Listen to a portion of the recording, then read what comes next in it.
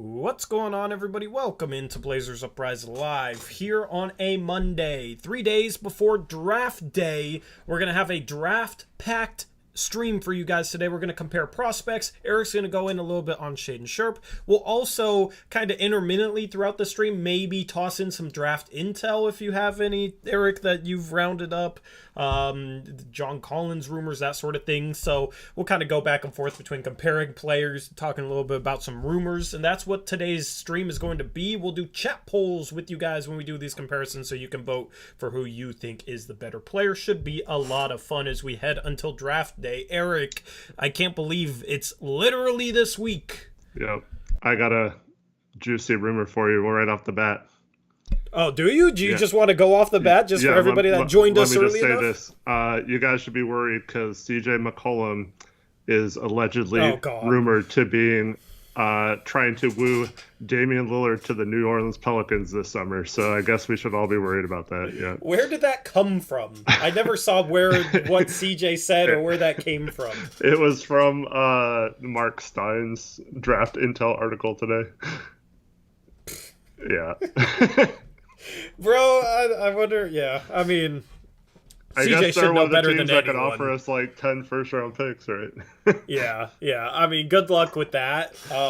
Honestly, that's why you don't give up value to trade CJ McCollum where he wants to go, because look at that. This hasn't even been half a year, Eric. He's already turned around and has tried to screw over Portland by stealing Dame from us. So why did we trade him where he wants to go? We should have just maximized value, man. Yep. Would have made some of these draft day trades a little bit potentially easier. Would have been nice. But, you know, good job. We gave CJ what he wanted. He wanted to go to New Orleans for some reason, and now he's sitting here trying to screw us over. Anyway, I get it. You know, of course, who wouldn't want to play with Dame? Right. I mean, it's that's his guy. So don't really know why it would make sense for the Pelicans. It didn't really work for us, right? Mm-hmm. So, but they have Zion and Brandon Ingram, so. Oh yeah, that'll fix their defense. Yeah. Anyway, shout out JM1231 $2 dono. He says, "What's up, fellas? Long time pumped for the draft. Good to see you, JM. Thank you for the dono, man. I'm pumped too. Just got a lot to do before the draft, graphics wise." By the way, if anybody wants to help me with draft graphics, if you know a little bit of Photoshop, let me know. Send me an email, DM me on Twitter, that sort of thing. Could use a little bit of help. I don't need it, but it would make things a little bit easier for me. Chris is going to help me out tomorrow, it sounds like, on getting together a graphics package. I'm not going to copy ESPN's this year, Eric. I already got a pretty sleek concept, and I just want to see how Chris can maximize it. Yeah,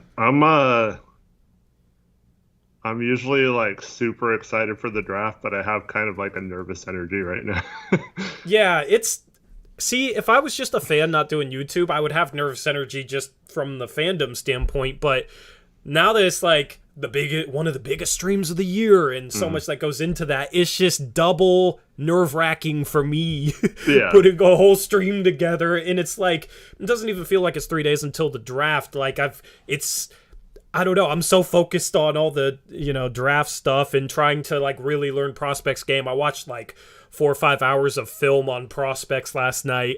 That, I don't know, like the whole Blazers could make a trade any day now. They could be 3 days away from deciding the fate of the rest of Damian Lillard's career here. Like, that's just crazy to me. So, yeah, I'm not ready, but it's here, so gotta be ready. Well, I don't think they're just going to draft at 7:36 and 57 and be like, okay, that's our draft day. So exactly. You know something's coming, right? Exactly. So, yeah, we will see, man. We'll talk a little bit about a couple different rumors and targets and whatnot in between comparing prospects. Shout Caleb Pendergraft, $5 dono. He says, "I was reading the Kyrie rumors today, and I, for one, am shocked. Shocked, I say, that Kyrie, of all people, is at the center of a potential team scandal." Thank you, Caleb, for the $5 dono, man. You cracked me up. Yeah, so I didn't actually read the article, but I saw the stuff about Kyrie Irving is at an impasse with the Brooklyn Nets front office, in that, of course, the three teams that'll be looking hard at him are New York and the two LA teams, right? Like, he's already on Brooklyn, so one of the New York teams is going to be the other New York team and the two LA teams. So, what's your read into that? What do you think happens there? Do you think the Lakers have a chance with all their payroll? Like, I don't even know how they'd make that happen. What do you think is the resolution there? I mean, there's no way, in my opinion, that the Nets would want Russell Westbrook, and that's pretty much the only way the Lakers can make that happen. So I think that's pretty much out. And wouldn't they still be over the hard cap? Or close to it? Who? The Lakers. If they're trading out Westbrook for a signed and traded Kyrie? Well, Kyrie technically has a player option. Okay, so he could opt in. There is some wiggle room there, maybe. I think. Well, it depends on what he signs for.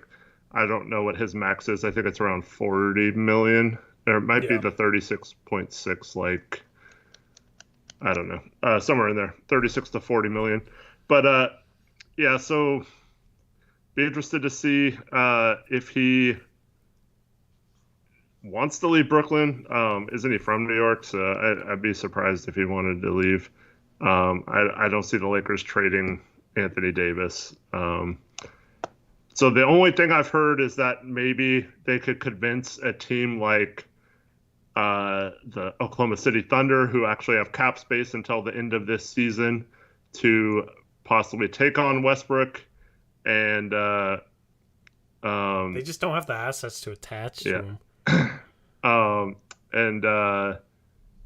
Maybe they want that first round pick, but because that's the thing, they have like one future first in Taylor and Horton Tucker. Outside of that, they have no assets. You'd probably have to give up both those guys just to get off the last year of Westbrook's contract. What would you have left to give up for Kyrie? Mm-hmm.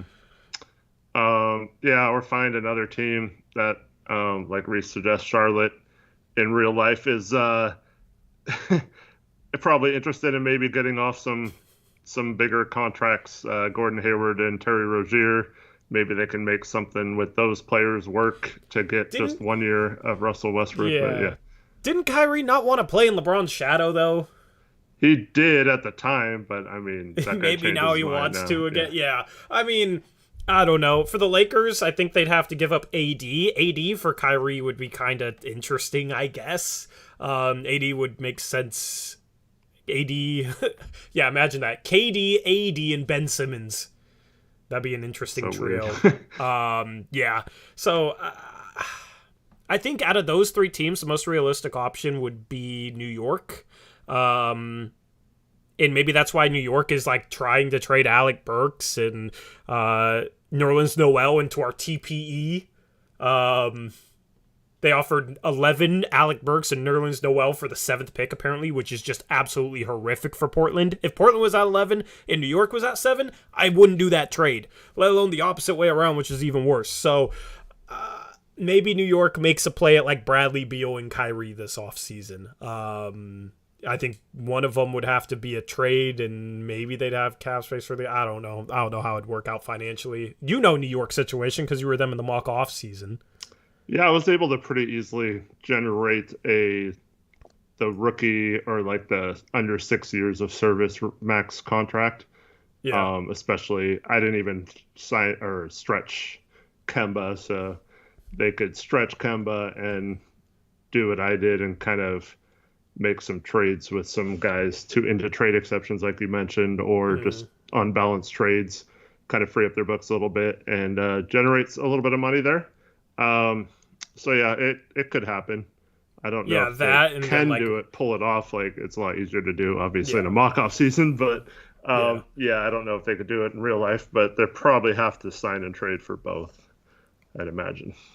Yeah, or I mean, if they could clear cap space for one and then use Randall as salary matcher in another trade, then maybe there's a chance at that. And then you have like Kyrie, Bradley Beal, R.J. Barrett, Obi Toppin, and then whoever their center is, maybe they bring back Mitchell Robinson or something. I mean, that's kind of intriguing. I think that's really rough defensively. Like, that's a top bottom 5 defense, but that would be interesting. That'd be some fireworks. So, I don't know. We'll see what happens with Kyrie. It'll be interesting to see where he goes, and if he leaves, what KD wants.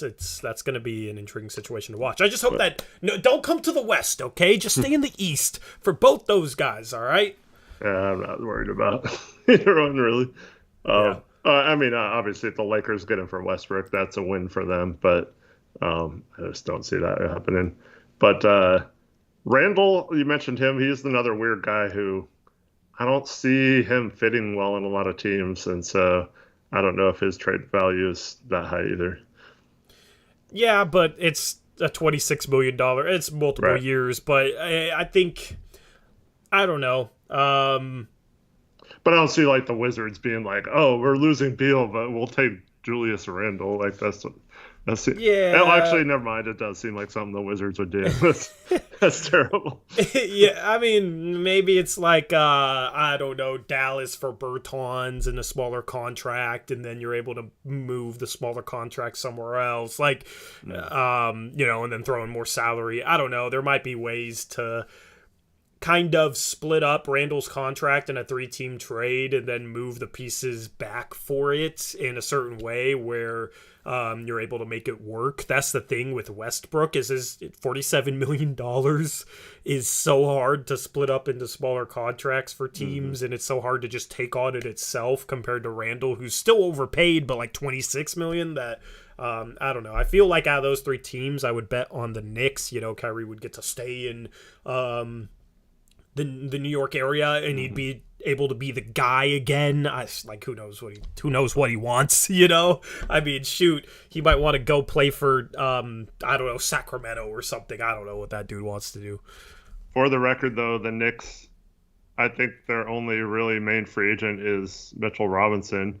So they have a ton of players from last year still under contract, and a bunch of guys like Nerlens Noel, Kemba, Derrick Rose, Evan Fournier.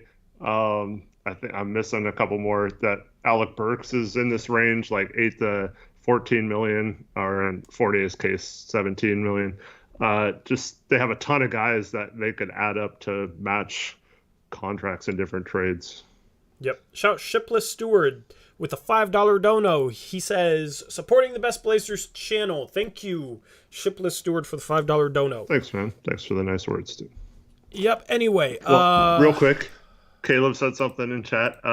If the Nets completely implode again after making an all-in trade, that would be wild. And Houston's probably sitting there like, please. Because Houston has like still 3 future firsts from them or something. Yeah. So they're probably sitting there like, man, this would be awesome for us if that happened. I don't want them to implode, man. I mean, okay, so, like, it's tough in the West. It's just better. It's more well-run teams in the West. Even the teams that suck are just better well-run. Like, Houston has these picks from Brooklyn. Watch, Brooklyn's going to implode, and they're going to cash in, and they're going to be the next Boston Celtics cashing in on unprotected Brooklyn Nets picks. And then you got OKC with $1 million first. It's just like some of these teams in the West, you know, you'll get a couple that might fall off, and then they'll be replaced quickly. In the East, you have a lot more mediocrity, it seems like, year in, year out. A lot more middle-level teams, and, you know, a team will fall off, and there's not a team set up like OKC is, or potentially Houston is right now. They didn't even get luck in the draft lottery. Orlando got the first pick, but that's Orlando. They're an absolute mess. And then you have 3 Western Conference teams at 2, 3, and 4 with the Rockets, OKC, or it's OKC, Houston, and then Sacramento. So, I mean, Sacramento's obviously the one black sheep of the Western Conference in terms of just being a really poorly ran organization. We can talk about them in a little bit if there's into, I don't know. We'll need to round this up. Anyway, you ready to jump into comparisons? Yes. All right. So the first comparison we have is going to be, let me rearrange your webcam slightly here. I actually should have done this before stream because I didn't know where the center was. All right, that should be close. Cool. You guys get to watch me crop his camera.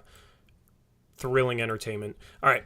Shaedon Sharpe versus Benedict Mathurin is our first comparison. Eric, I'll just let you take the floor because you said something today that surprised me a bit. You said you're out on Shaedon Sharpe.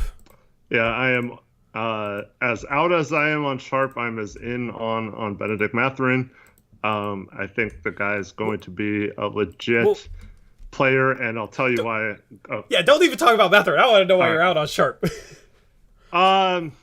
So I've watched every little snippet from when he does his little post-media interview after a workout, and I don't want to mix words. The guy's a moron. He's too dumb for my liking. What? He talks like someone who is told what to say in an interview, and he just regurgitates it but doesn't know what he's talking about.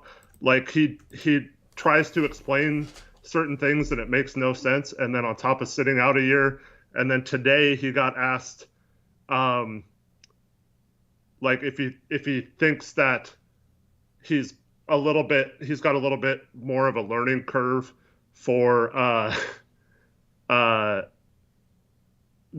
stepping up to the NBA because he sat out a year. And he said, no, I don't think so. I think it's the same, which is fine. Like, that's what he should say. And then the reporter asked him, like, so why did you sit out? And he's like, it was just best for me. And he's like, well, why was it best for you? And he's like, I'm not going to talk about it or whatever. And that's just the final icing on the cake for me. Like, it's just, like, he could be trying to like, change his draft status. And I'm just going to jump on this ahead of you. So you're gonna say what's different between him and Anthony Edwards. Yep. And so I did not knock Edwards down my board, despite the ridiculous comments he made right before the draft. And this is why it's different in my opinion. To me, the questions with Anthony Edwards were not about if he was good at basketball. They were about if he loved basketball or if he cared enough to be good enough to be the number one pick and be elite, right? And I think those questions have been relatively answered. I think he was just being honest and saying, he's only really playing basketball because he's good at it. If he was good at football, he would have chose that instead. So, like, I think those were just him saying that he just like he's playing basketball because he was good at it, and that was going to lead to his career or whatever, which is not something you like to hear, but that doesn't make him like a bad basketball player or dumb on the floor or low IQ or whatever. Whereas when I hear Sharpe talk about like every team he's working out for, their situation, like he just knows nothing about any of the teams. He knows nothing about like scheme. Every time he tries to describe a certain way or a certain thing he likes to do, it makes no sense to me. And I just feel like he's so low IQ of a player that it's going to be very difficult for teams to like the learning curve is going to be steep in my mind. And now let me just say, if I'm certain teams like OKC, I would still take a chance on him. I'm just strictly talking from like the Blazers' point of view.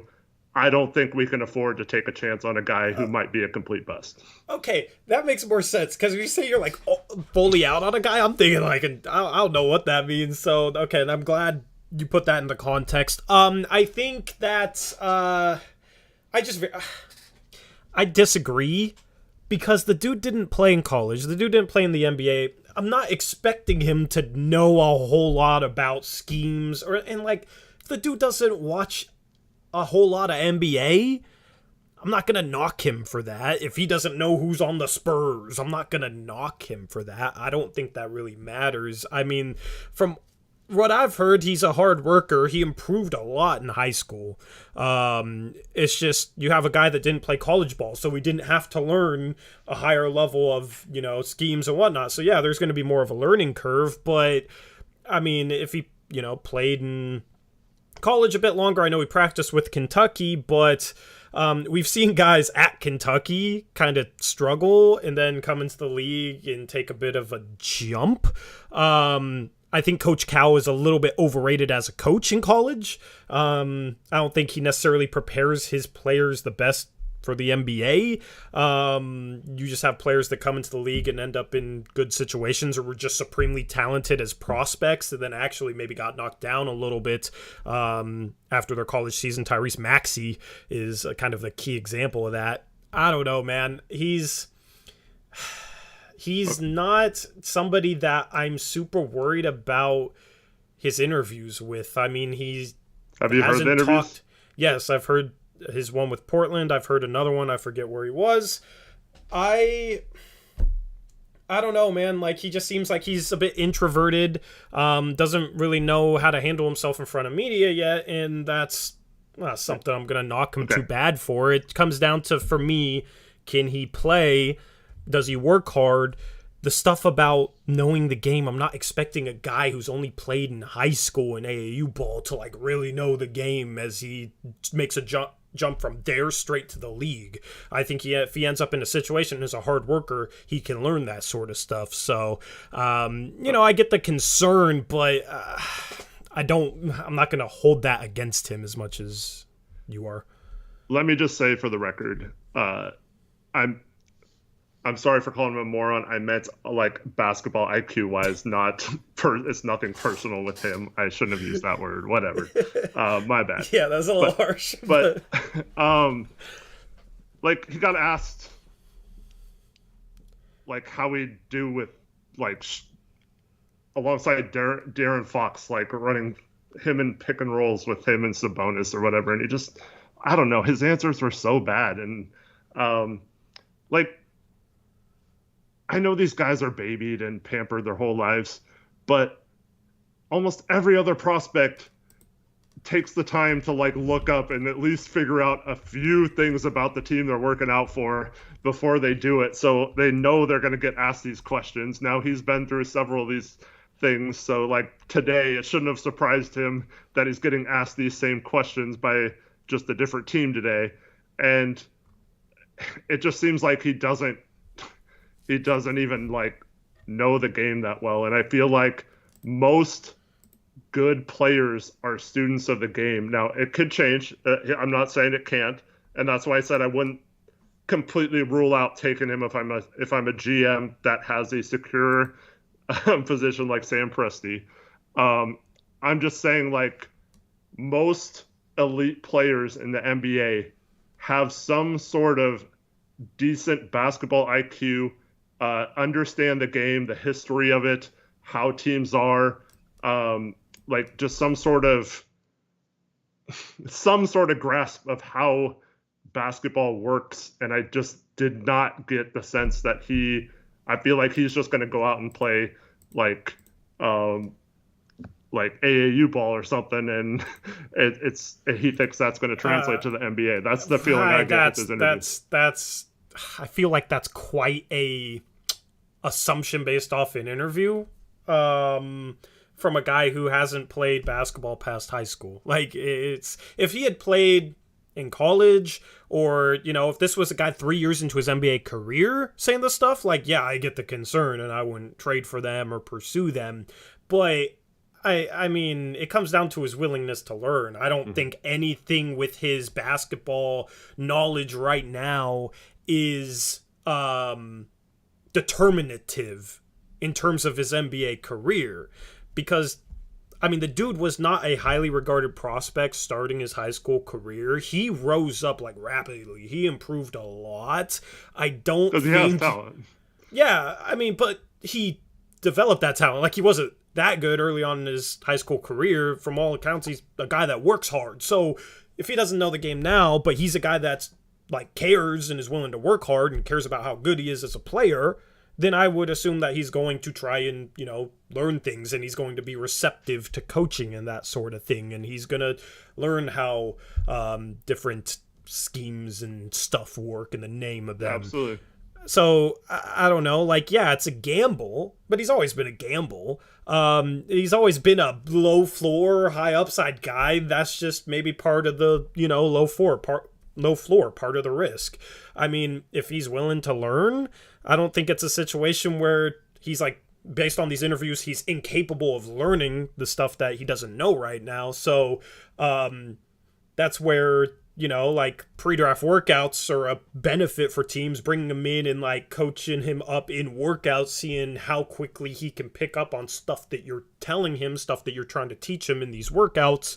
And then, maybe you can make a determination on how coachable he is and how quickly he's able to kind of pick up on things.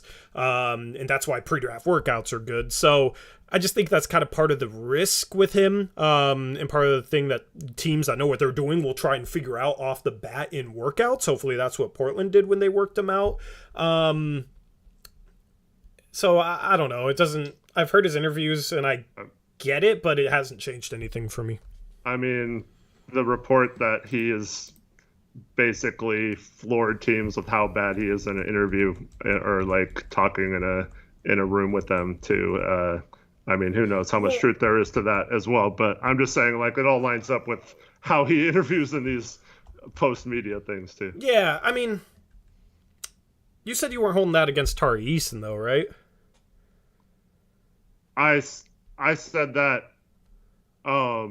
Well, I mean, we're not talking about Tari Eason as a top 10 pick either. Yeah, I mean, I guess if it matters more, because you're parsing hairs at the top of the draft, which makes more sense. But, I mean, just for me, it's like, I don't know. Some guys are going to be smarter players coming into the league. It's just, are they capable of learning? That's the thing. I'm not expecting them to be super knowledgeable. It's just, are they willing to work hard, and are they capable of being coached? If both those things are true, then I'm not worried about what they know.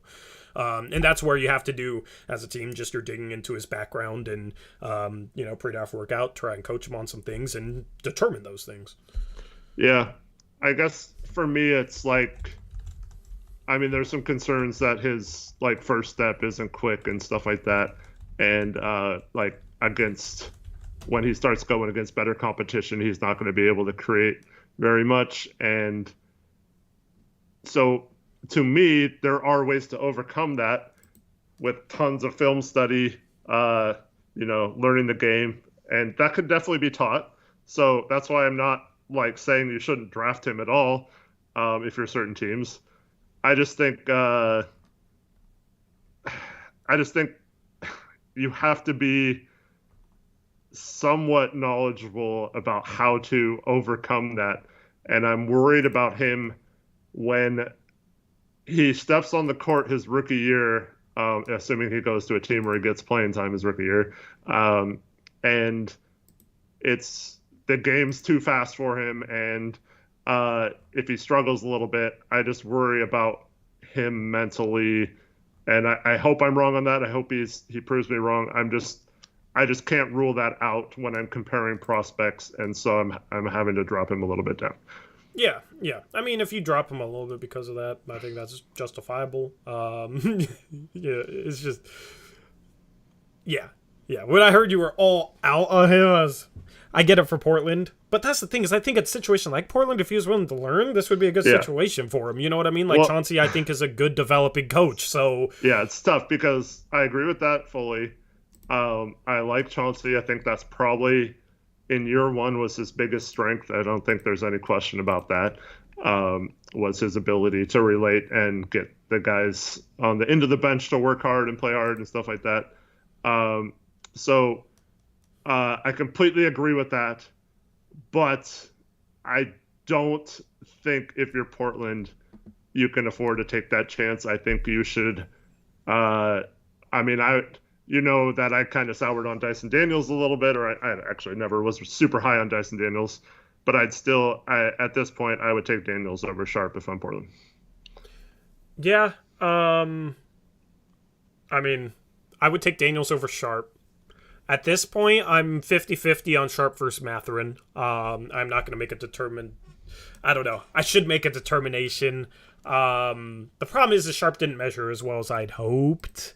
So at this point, For Portland, I'd probably go Mathurin. For a team like OKC or Indiana, I'd probably go Sharpe.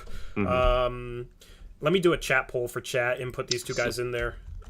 If OKC trades up to 7 and Sharpe and Mathurin are on the board, I agree with you. Like that, take Sharpe. In that situation, you swing for the fences, right? So even if I'm 100% correct on Sharpe and he's a bust, I still like that move for OKC taking a swing. And I'll applaud them for doing so instead of just going safe. But I just don't. I think the risk versus reward compared to some of the other players in his range just is not worth it for a team like Portland. Yep. Let's talk Mathurin. I'm not as high on Mathurin as you are. I mean, it depends, because he's a complete mixed bag defensively. And it's hard for me to determine which, like, is the flashes he shows, is that going to become consistent, or is a lot of the areas in which he struggles going to plague him in the NBA and he's not going to be a positive defender because of that, and then he's slightly undersized for the small forward spot. That's where with a guy like Mathurin, I pump the brakes a little bit. He can definitely shoot the ball. What's crazy is I think like this season, Jeremy Sohan actually had a higher catch and shoot percentage. Mathurin was just like crazy off the dribble, which is kind of weird. I think that's an outlier, but he's a really good shooter. Outside of that, there's nothing that I have a ton of confidence in being like good at the NBA level. I think he can be a good passer, like a secondary playmaker. I think he can be a guy that attacks off the dribble. It's just his handle has to get better. And then defensively, he's a complete mixed bag. So with a guy like Mathurin, I mean, the shooting will translate, I think. Best motion shooter in the draft, off screens, off curls, and then he can attack off those. He can attack closeouts. But outside of that, I'm not super confident in any other area of his game. And that's why I think I have him a little bit lower than you do. Yeah. We talked about this a lot with a guy like Johnny Davis, but Mathurin to me, when I watch him play, feels like a guy who is going to excel at the next level. The flow of the game is better. The spacing's better. The three-point line is a little more spaced out, and it's longer. I don't think that'll be an issue at all for Mathurin because I've seen him shoot some pretty deep threes.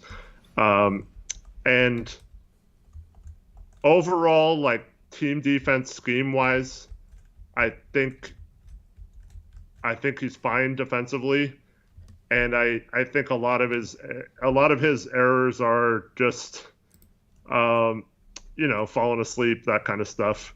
I think once again, a guy like Chauncey, you get to him early. Going to a team like Portland where he doesn't have nearly the offensive responsibility that he would if he goes to say like the Magic, whatever. Like he's already going to be in a set system, so his off-ball offense in the half court, like his cutting and stuff like that, will be great.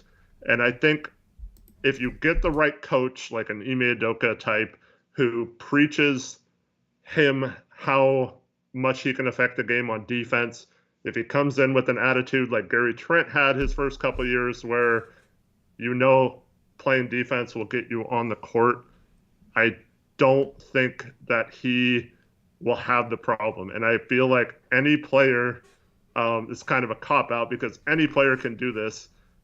But if you just have the dedication to both film study, learning tendencies, and the will to play good defense, it doesn't really matter how good you are defensively. You can become a decent defender.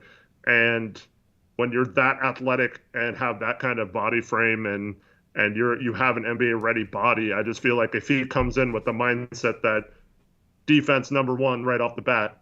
So obviously we're not in there on interviews with him or team wise with him, but I feel like defense is going to be a strength. I feel like he could become a physical, tough defender. Yeah, I mean, I feel like you can make that case with Shaedon Sharpe too if he comes in with that mindset. His athleticism, he has a solid frame, similar length to a Mathurin. He hasn't played at a college level to prove it, and he was kind of the same, where he'd have possessions where he looked really good defending on the ball, and they'd have possessions where he was just looked like he was completely asleep, off ball, and just not engaged with Shaedon Sharpe. So defensively, if we're comparing these two guys, I mean, I'd probably put a little bit more stock in Mathurin because we've seen him have some good defensive possessions against high caliber players playing in college. But that's just part of the unknown factor with Shaedon Sharpe is, every part of this dude's game is a question mark. You haven't seen it at a college level. So, Mathurin could end up becoming a good defender. I'm not 100% confident in that just because he was so inconsistent last year. And that's kind of the thing. If he had the size to guard small forwards a little bit easier, then I'd be less worried. But, if you're going to play small forward and you're slightly undersized for that position, I don't think he's drastically undersized. I think you could come in and start at the 3, potentially. But if you're slightly undersized for your position, you got to be competitive. Like, you got to be engaged. You got to be physical. You got to be scrappy. Everything that Norman Powell was not, by the way. Say that was Norman's problem, right? Yeah, so that, I've seen times where he's shown that, but his motor seemed so inconsistent last year that I don't know. I don't have the utmost confidence in that. I'm not saying that I don't think he can. It's just more of a question mark for me. And then offensively, he played in a really well-ran offense this year. I don't know how much that maybe benefited him. But Tommy Lloyd did a great job at Arizona, came into a program that was kind of in shambles and turned it into a 1 seed. They got smoked in the Sweet 16 against Houston, but he was playing in a pro-style offense. I feel like that maybe made him look a little bit better at times. But, I mean, I don't know. I'm not going to I'm not going to read too much into that. That's something that I'm curious with.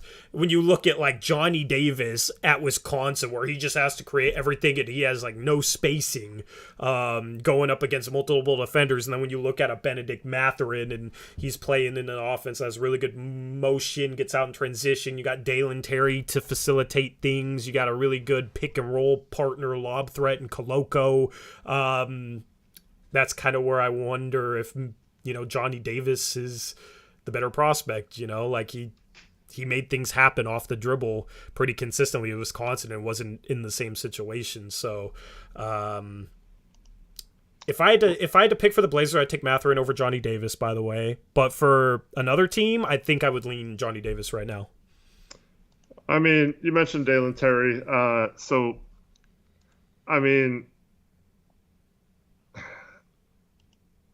Terry had a lot of guys so when you watch Arizona play, teams sag off at Dalen Terry and put all their defense towards Mathurin in the half court.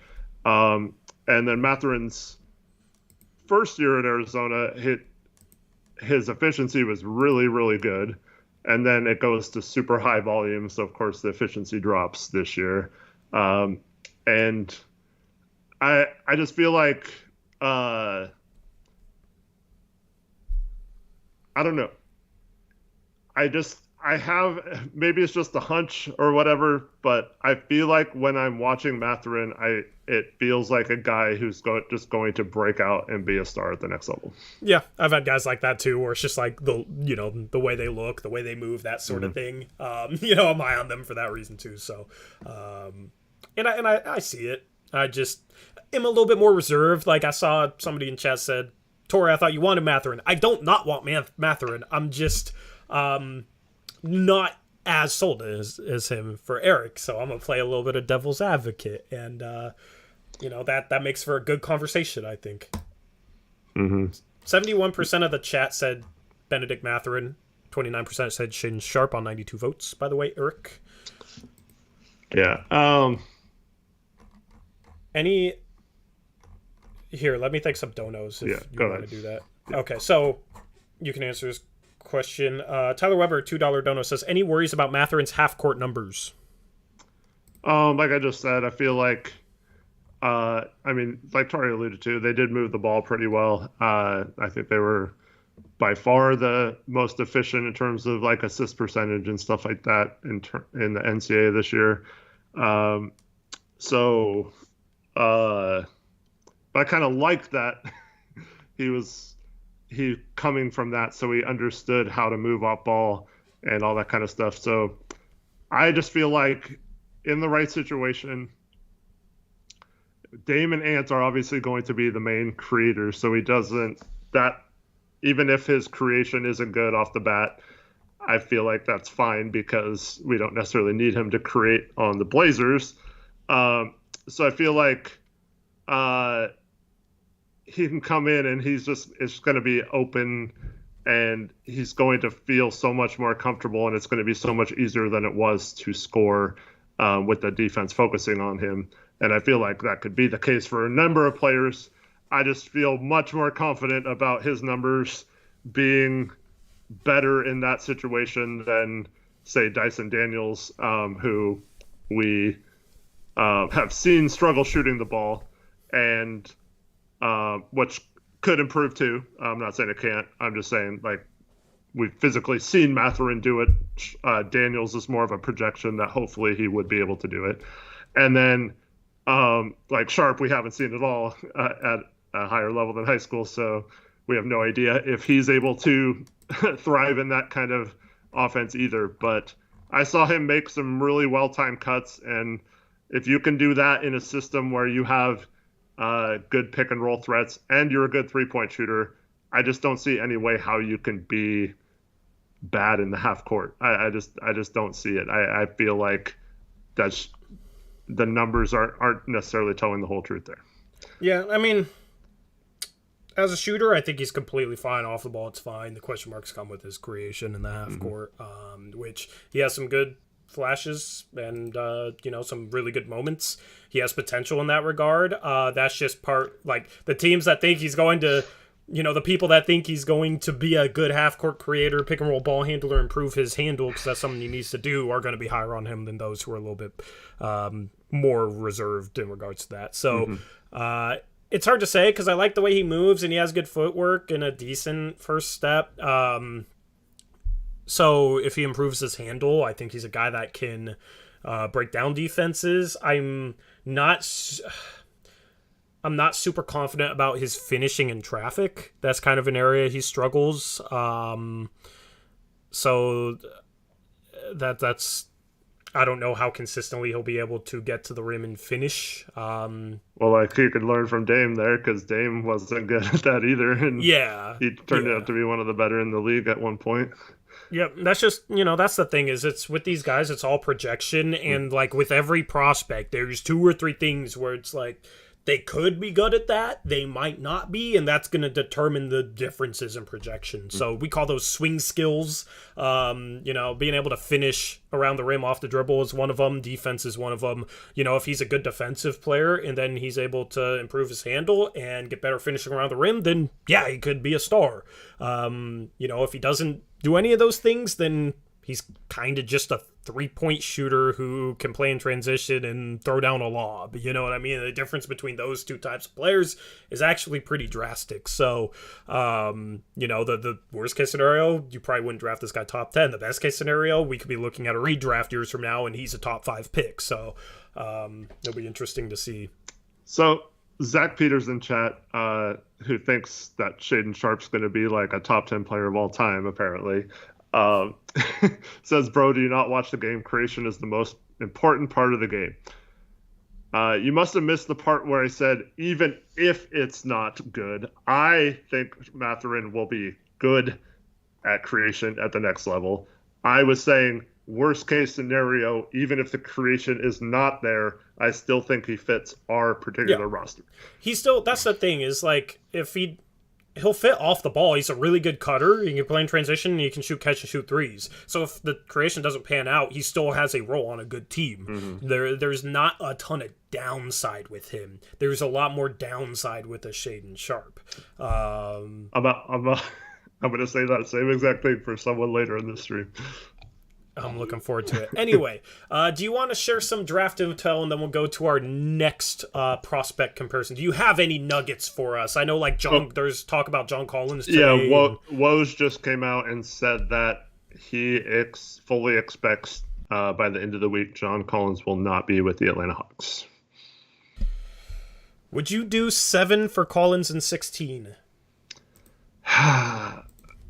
7 and if we get 16 too, it eases a little bit. I mean, I'm not super high on John Collins. As for the Blazers especially, I feel like we need our 2 forwards to be a certain type of defenders, and I feel like Collins is kind of I think he's a little bit underrated defensively, but he's not the type of defender that we need out of our power forward position. So I wouldn't necessarily trade 7 for Collins, especially if Mathurin is still on the board. But getting 16 does help that a little bit. But 16 is also like a little too far down. It's like, oh man. I mean, I like 16. I like the prospects around there. I just for like, you're probably out on Sohan, obviously. Mathurin, Johnny Davis, AJ Griffin, all those guys are probably off the board. Like, if Ousmane Dieng is there, I'd do it in a heartbeat. It just, like, depends on who would fall to 16. Jovic, that's, an interim guy at 16, but doesn't really help us defensively, but offensively, that dude could be an absolute star. So, at that point, maybe you gamble on that. You need to find a point of attack defender. Well, we're probably trading 16 then for, like, Grant or see if we I like Collins a lot more if we have OG Anunoby than Jeremy Grant. Yeah, but we're not getting OG with 16 if we're not getting him with 7. So yeah, I mean that's the problem. But like Collins is better as kind of a rim protector, off-ball team defender. He's not somebody you put up against a perimeter player at the point of attack or on the ball. He doesn't do well there. Same thing with Jeremy Grant. OG Anunoby does well there. So like. Jeremy Grant and John Collins, if you had a starting lineup of Dame, Ant, Jeremy Grant, John Collins, Yusuf Nurkic, those are 5 below average perimeter defenders in your starting lineup. 5 below average on-ball defenders. I don't see how that works at all. Like, we saw that last year with Norm and Rocco. Rocco was a good team defender. Norm, kind of just, he could be a good on-ball defender, but he wasn't fully engaged. Like, he had some effort issues. That didn't work. Yeah, John Collins and Jeremy Grant would have more size, but you still have massive issues defending on the ball, defending stars. Like, who do you throw up against Luka? Who do you throw up against LeBron? That sort of thing. So that's why, like, Jeremy Grant and John Collins is big names, and it's, the best 2 offensive forwards Dame's played with. It doesn't fix the defensive issues. Whereas if we get OG Anunoby, a guy who defends really well on ball that we can throw up against guys, then all of a sudden Jeremy Grant and John Collins becomes a more valuable acquisition because you don't need a guy to throw up on the ball. You don't need, you have your OG Anunoby. So that's the problem, though, is if you're getting Collins, you're probably not getting Anunoby. So it's like, who becomes that starting 3? Maybe that's Nasir Little. If we got John Collins or Jeremy Grant and didn't add a good on-ball defender at that point, I guess we just settle for starting Nas and hoping he can be that guy. He had a lot of good flashes. But you need a good on-ball defender in the starting lineup. Yeah, so Kyle Pearson says, do that Collins trade and then trade 16, 36, and Keon for Dort and Heinrich.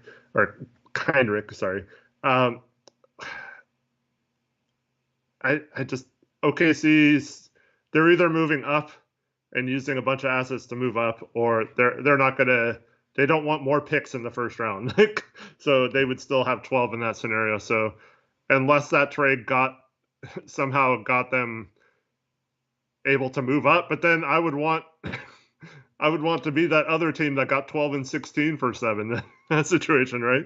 I would rather have that than Collins. And yeah. Yep. So 52% said yes, 48% said no out of 69 votes. Very close. If not Portland, ooh, what is that? Is that a snow globe? That was a jewelry box that just went off for some reason. Eric is breaking out the snow globe in June. Where do you think he ends up if not Portland? Well, the rumor today is Sacramento.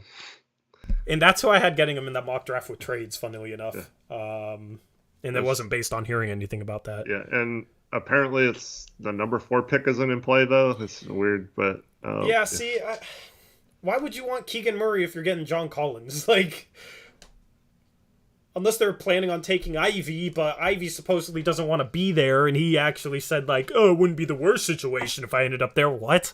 Kind of a weird quote, but Sacramento's confusing, because rumors are they're going to take Keegan Murray at 4, which I think is a massive mistake. I think that could end up being Marvin Bagley over, I don't think anybody below that is going to be Luka, but the same sort of mistake where Ivy becomes a star and Keegan Murray's just a role player at best. Like, I don't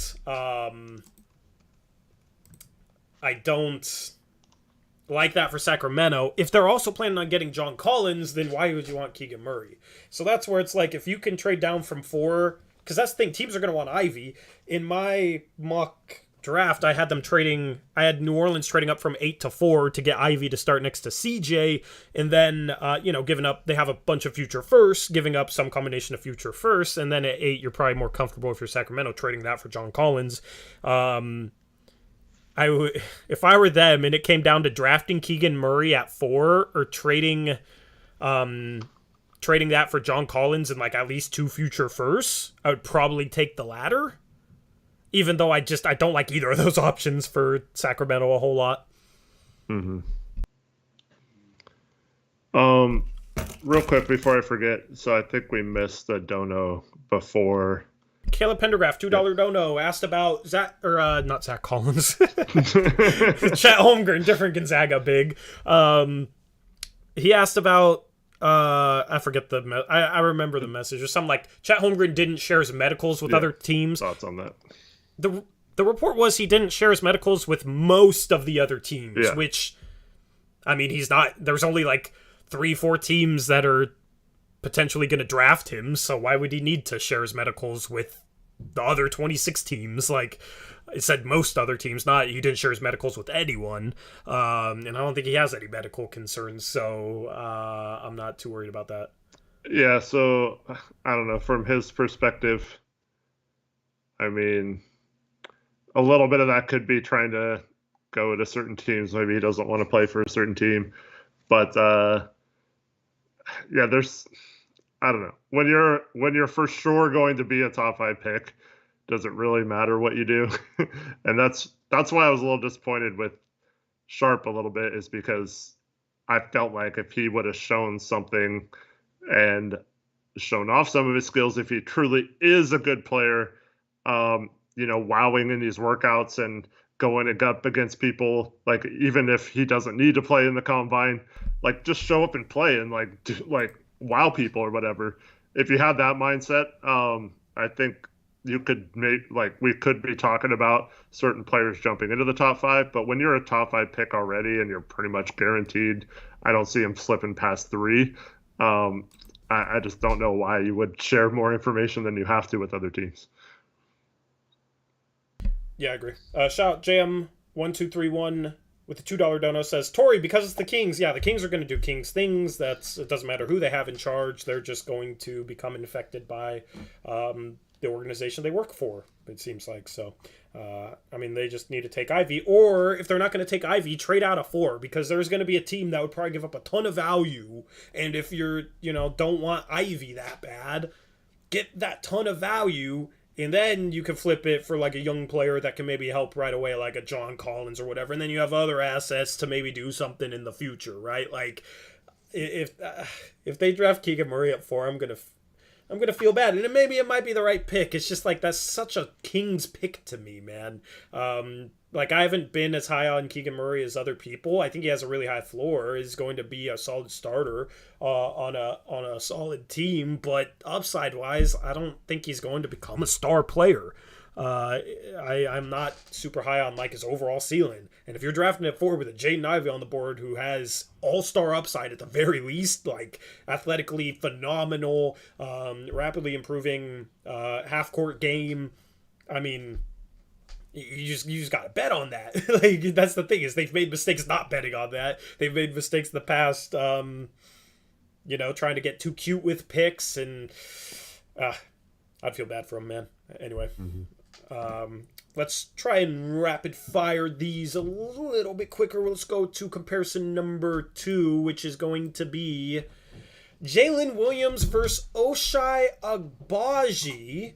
Eric, who would you take out of these two, and why?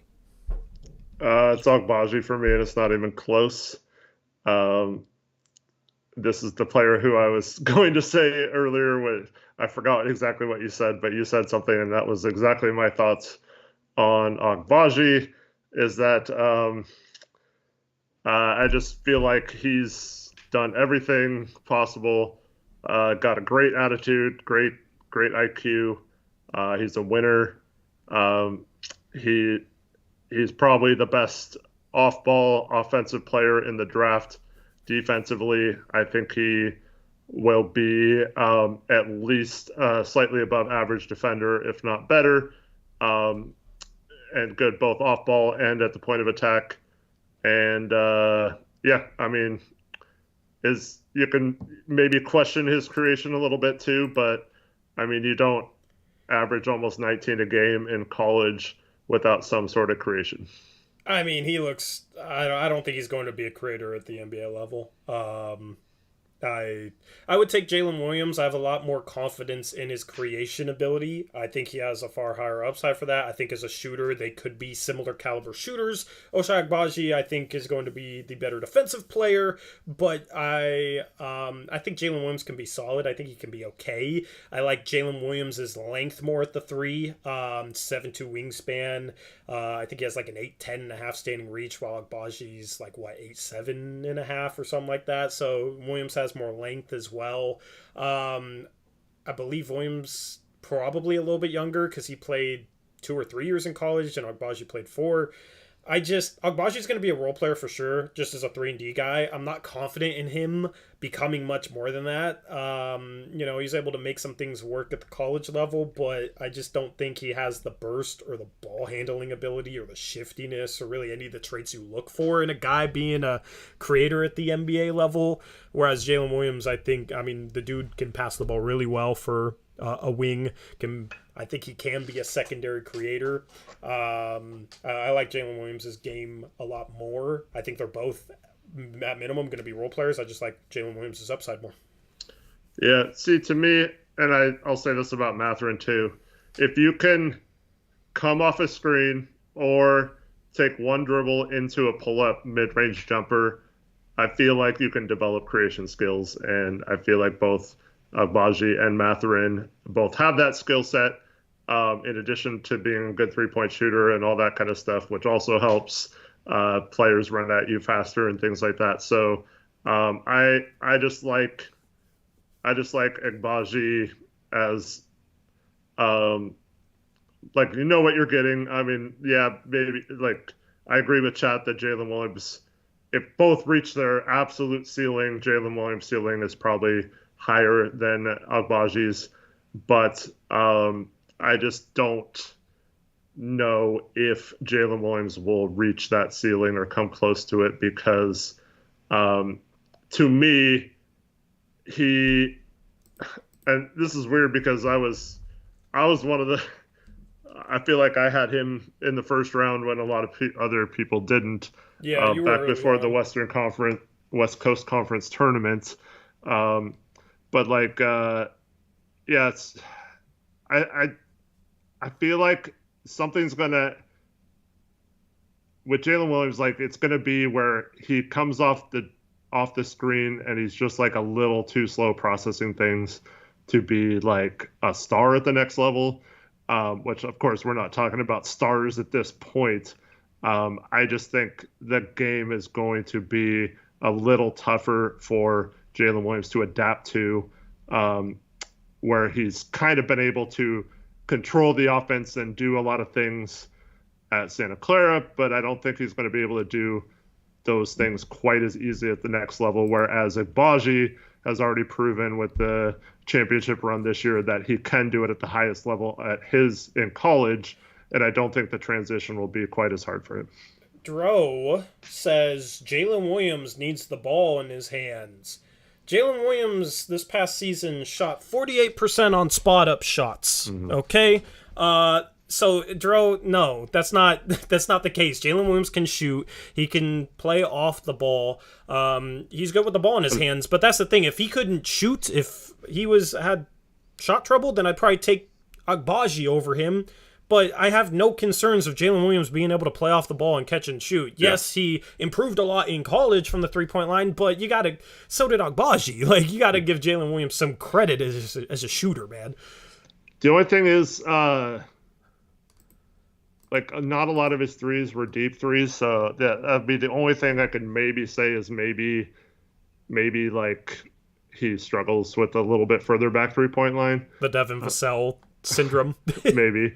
But that's the only knock I could say. Yeah, because you're right. I mean, he shot well, so like it's not. You can't really say that concern. If he ends up not shooting well in the NBA, it's not because he's not a good catch and shoot shooter, or he shouldn't have projected to be one. Yeah. So I mean, I just like his craft around the rim, finishing. His craft with the ball, he's just a creative player. Not the quickest player, but is able to get to his spots. A really good ball handler, and his passing. I mean, I have a soft spot for guys that have the size to play the three and can pass the ball. Simply because I just think they present problems at the next level, and you're able to get away with maybe playing a combo guard or 2 combo guards in the backcourt if you have a 3 that can handle some of that playmaking duty. I really like that trait in small forwards. Jalen Williams is a far better creator for others, creator for himself. So, I mean, that's something I value. So that's where I take Jalen Williams over Agbaji. Mm-hmm. So, anyway, chat, 56% went Agbaji, 44% went Jalen Williams. No surprise there. Agbaji's a pretty well-known name coming off winning a championship for Kansas. Alrighty. Do you want to go to comparison 3? Do you have any other rumors you want to talk about? We just talked about John Collins before this. Well, real quick, Zach Peters, I put you in timeout for your language in chat. We don't use those kind of words in our chat here, so please refrain from doing that in the future. He was questioning why I put him in timeout. Pretty obvious reason, yeah. Yeah, I don't really. Your guy Dalen Terry's shooting at boards. It seems like he shot up my board. Yeah. I mean, I watched a lot of film on him last night. I was watching wing players, like 2s and 3s. Out of everybody that I looked at film on, he was the most impressive to me, simply because I think you have a lot to work with him, with his playmaking abilities, athleticism. Defensively, I think he's going to be good. He just seems like the type of player that's going to be the next guy that you hate if he's on another team, but you love him if he's on your team, and he's just has that, a certain edge to him, like Draymond or Pat Bev or whatnot. And then his shooting improvement over the year, that's obviously kind of the swing skill for him. But, I mean, he shot 36% from 3. I think his form isn't the best. He kind of has a little bit of a hitch, elbow out. But if he can just shoot the ball adequately, I mean, he's a 6'7" playmaker, which I value. I just kind of went in on that, but he could also defend really well. I think he's going to be able to defend at least 3 positions, if not 4. I mean, that's a guy that you can do a lot with, development wise, with his vision and whatnot. So I didn't like him in college because I didn't like his interview after they beat TCU, man. And I think if he ends up on a different team, which he probably will, he's going to be the type of guy that drives you crazy. But I don't know. He's risen up my board. I have him 13th on my big board right now. Yeah, see, whenever I hear someone who wasn't great in college talk about how he's going to be great at the next level, I always ask, well, why didn't you have that same approach to your college game then? So that's what, because he's a guy who obviously, watched a lot of, because I love Coloco and obviously Matherin. So I like watching Arizona play for those reasons, but he was always a guy. It's like, wait, why isn't he on draft radars? And then you watch him play for a few minutes, and it's like, oh, that's why. Like, it's just really inconsistent. He just kind of gets a little too wild for me sometimes. If you can hone that in and become the player he thinks he is, I might agree with you that he could reach that point. Like you mentioned earlier, in a redraft. 13 might not sound crazy, but I think, I don't know, for me, I just saw too many examples of him just frustrating me watching him play this year to put him up too high or project him to not have those moments in the NBA. Yeah, but he's still young, like Dro says. So it's like, I value certain, like, craftiness off the dribble, craftiness finishing around the rim is something that's hard to teach. If you don't display it in college, like going up to the NBA level where the game's faster, that's not something I'm super confident in players developing. So that's why, like, Jalen Williams, I'm high in that regard.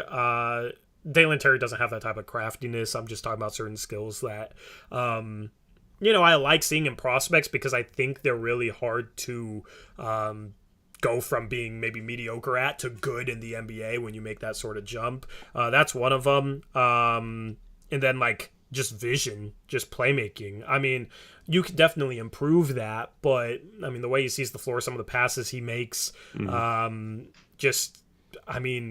don't know, man. He reminds me a little bit of a wing Draymond Green in a way. He looks impressive defensively, and his passing, his playmaking vision, I'm intrigued by. And then it just comes down to, can he knock down shots? I think he's solid around the rim as a finisher, has some potential in that regard, because he is a pretty sneakily athletic player. Yeah, I just think you have a lot of upside there and stuff that you can work with. So it's like, if you put him in the right situation, a team that knows how to develop guys, I feel like that dude's going to be a really good NBA player. Mm-hmm. So I like the boldness, especially with him, in particular with you. It makes me laugh every time. See, like, okay, so let's do a comparison. Let's do this comparison. Okay, this will be a good comparison. Let's just throw this in on the fly. I'll substitute these two players out for the two players that I want to compare. All right. One of them is going to be Dalen Terry. Oh, we don't have a cutout for Dalen Terry. I'm going to need Chris to do that. Okay, let's not put the player pictures up here. Dalen Terry versus Tari Eason, Eric. Who do you have higher and why? I have Eason higher because I feel like if someone can teach him how to play the game the right way, I still feel like he could become a facilitator and a creator with how easily he gets around people into the rim and stuff. And his shooting did improve, much like Terry's. And I just like the bigger frame and the longer arms and stuff. But yeah. See, I'm taking Terry because I'm not, like, I think they are similar caliber players defensively. Tari Eason's a little bit bigger, but Dalen Terry's ball skills are much better. His ball handling's better. His slashing ability's better. His playmaking's better. So everything else, I think their shooting and their defense is pretty comparable. That's why I have Dalen Terry higher, is just because of those other factors. I mean, obviously, so, I mean, we know, you just mentioned it, that Dalen Terry's confidence and cockiness and stuff is off the charts, right? Yeah. And, we know he plays very hard on that end. And we also know that Tari Eason is a very good defender, but he does have some lapses in effort sometimes. But once again, I feel like if you're watching film properly and you have a coach that's keeping on a player for that, that can be, minimized. And as you know, it's what we talked about with Stotts forever. Yeah. Is him not holding players accountable for making off-ball laziness type plays and mistakes and stuff. So I don't know. I can see why someone would choose Terry, and it's a lot closer than it probably should have been if Tari Eason didn't have some bad moments. But yes, I still like Eason just being a little bigger, more physical, and I feel like I said, when I watch him drive the basketball, I feel like that's a skill that we've talked about several times with several other players tonight. That when you know how to create and do that, there's just ways to teach them how to facilitate out of that. And I feel like Terry can do that, but I'm not sure if it's going to be quite an advantage at the next level, because I don't feel like he's as quick off the dribble as Eason could be at that size. Really? And yeah, that's just my opinion. And no, Dalen Terry is I don't know. Here's the difference in physicality. Dalen Terry is like I'm not going to say it's fake. It's not. But like he has to like try to act like he's physical, because he's not like the most physically imposing guy. He's 195 right, pounds. Yeah, Tari Eason's 217. And Tari Eason is actually physical when he wants to be, and it's not just. I mean, he doesn't have the same mindset as him, which, like I said, is maybe a bit of a concern. But the way that Tari is, I feel like he already is physical, and he doesn't need to like tell himself to be physical, if that makes sense. Like, he just is, and I feel like he could do that at the next level. And I could see Tari Eason guarding, like Kawhi Leonard and James Harden and that kind of stuff. And I could see Terry doing the same thing, just not quite as in the same fashion. I mean, I think Terry needs to just add strength, but I think that's definitely something that he's capable of. Yeah. And then just his competitiveness on that end, I think, can make up for a little bit of a lack of stature if he just adds the proper strength. Their measurements are actually closer than I thought. Tari Eason has an 8'11.5" standing reach. Tari Eason has an 8'11.5" standing reach. Dalen Terry's is 8'10", so an inch and a half shorter. Which I think is the length required to defend a lot of fours in the NBA.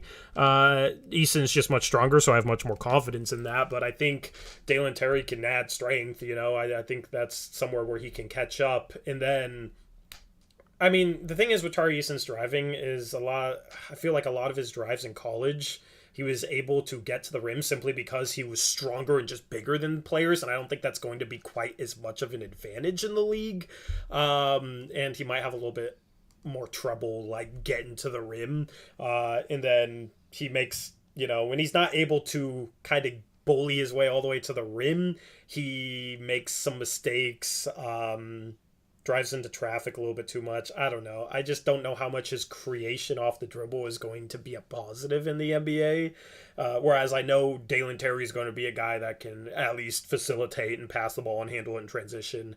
I have more trust in him as a playmaker with the ball in transition than a Tari Eason. And even though Tari Eason is good in transition, it's a different type of style. It's Tari Eason, when he has a head of steam, he's hard to stop just because he's a physical specimen, whereas Dalen Terry is a guy who reads the floor well, will zip it across the court to a shooter, fill in the wing, that sort of thing. So it's just, it's different traits, different types of players, and trying to determine how those traits translate to the league. I'm just a little bit more confident in Dalen Terry.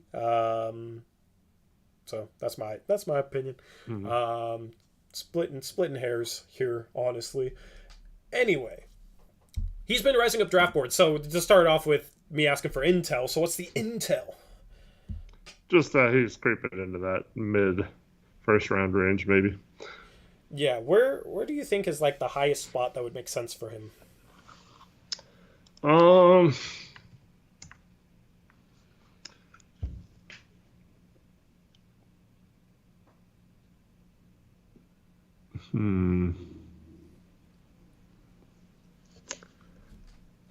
Maybe Charlotte? Yeah, that's what I was going to say. Which is kind of the easiest answer because they have 13 and 15, so... I could see Cleveland falling for him. Yeah. Atlanta. Maybe Atlanta needs to get better defensively, and they could use another playmaker. Because it's kind of, they don't really have another solid playmaker outside of Trae Young. So if in the scenario you brought up earlier, Collins in 16 for 7, are you we'd have to send them Bledsoe, by the way, because he doesn't match the TP. But are you, if we got Collins and Terry at 16, are you happy with that? I wouldn't say happy. I would say content. I'd be content. I'd be okay with that. You know, I wouldn't hate it. Would I do it? Depends. Because I mean, he's the type of player you'd want at the small forward if you had to make Collins work, right? Yeah, I'd take Dalen Terry and Collins over Mathurin. I would take that over Sharpe. I would. The only guy I would maybe take at 7 over that package is Dyson Daniels, but even then, honestly, yeah, I'd probably be pretty happy with Dalen Terry and John Collins. And then you still have the TPE, because you'd have to match Collins. He doesn't fit into it, so yeah, I'd be okay with that. I'd probably, I don't know, but that's the thing. If you trade down to like OKC at 12, then you have the option of trading down potentially to Houston for 17 and 26, and then at 17, you know, you have 17 instead. Like that's the thing. Would Atlanta be interested in Lu Dort?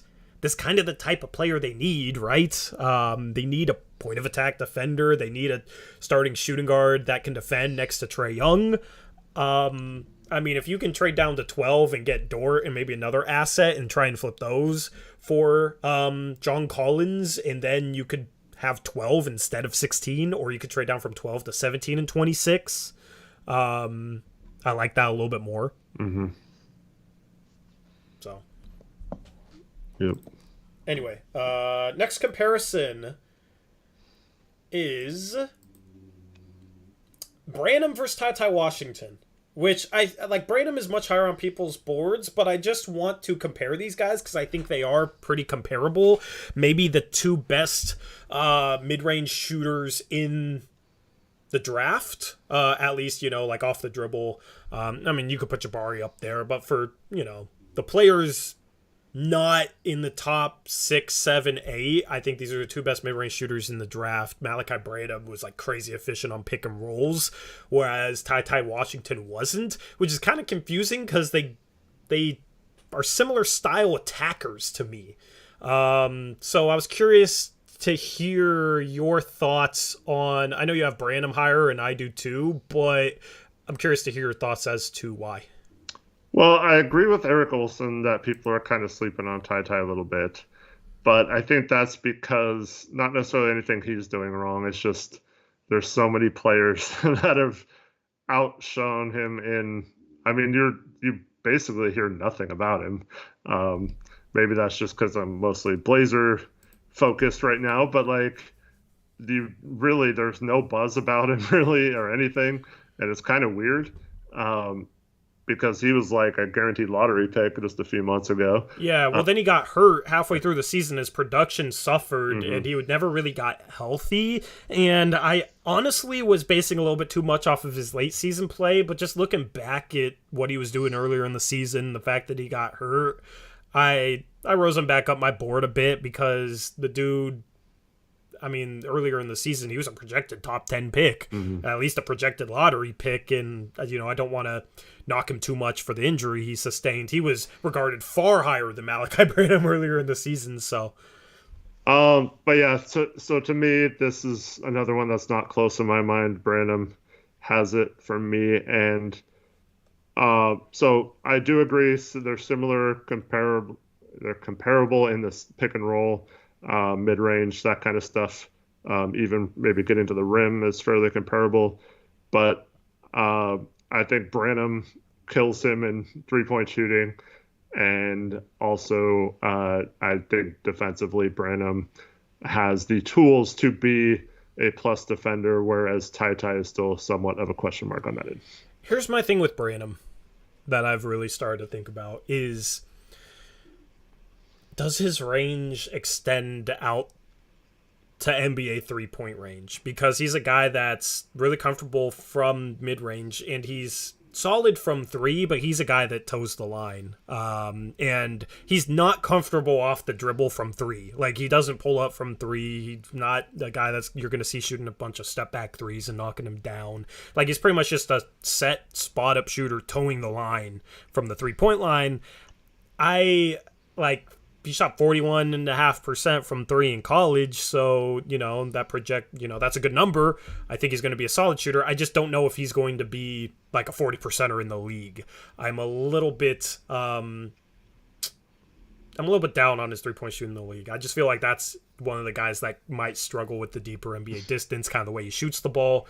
Whereas Ty Washington, I mean, I'd put more stock in Malachi Branham being the better catch and shoot guy, but I'd put much more stock in Ty Washington being a better off the dribble three-point shooter. You know, he has like solid step back moves, some moves that kind of remind you of Dame, you know, little side steps and stuff off the pick and roll.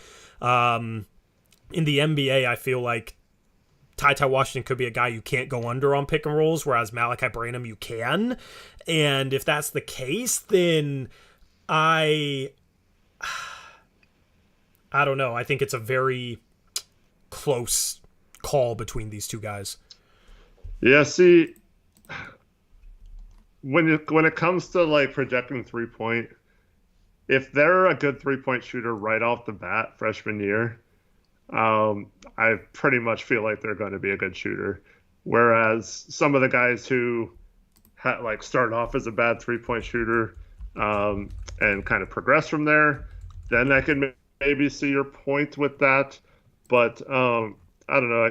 I mean, obviously, CJ is not really comparable to these guys, but in terms of having the mid-range and maybe a questionable 3-point shot, it coming out of Lehigh at least, you know, there were some concerns there, and I mean, we talked about Jalen Williams earlier. This is a guy who was not a good 3-point shooter last year. And so, like, when he toes the line on 3-point shots, to use your expression, I don't know how much stock you can put into him improving in 1 year. Maybe it's just like an outlier the previous year, or maybe the new year is an outlier. But with Branham, all we have is one season in a good conference where he shot the three very well. So I can't really say that he's not going to be a good 3-point shooter at the next level. Yeah, I mean, I'm not saying that he's not going to be good. I just don't know if he's going to be great. He was great in college, but I mean, the thing is I don't know, his lack of comfort pulling up from three, like, he just doesn't even look to do it. I'm just go ahead. Well, I was just going to say, you would agree in the mid-range, like around the free throw line, pulling up off the dribble is one of his best strengths, right? Yes. So to me, if he's comfortable doing that, I don't see how he couldn't just push that back a little bit. That's my mind. Like, if he was if he only got to the rim and scored and had no real mid-range off the dribble, then I would completely agree with you on that. The way he shoots his mid-range pull-up off the dribble doesn't translate to deeper three-point range, in my opinion. High set point, shoots it right at the peak of his jump. Like, the way he pulls up from mid-range, I don't think he can shoot the same way from NBA three-point line and get good results. And I think that's where, he was phenomenal pulling up from the mid-range, but didn't pull up from three in college because he couldn't shoot the ball the same way that he was comfortable shooting off the dribble. So that's something that he can figure out. And a lot of the best NBA players, like you look at Kawhi Leonard, shoot the ball differently from their mid-range pull-ups than they do from three, higher set point, that sort of thing.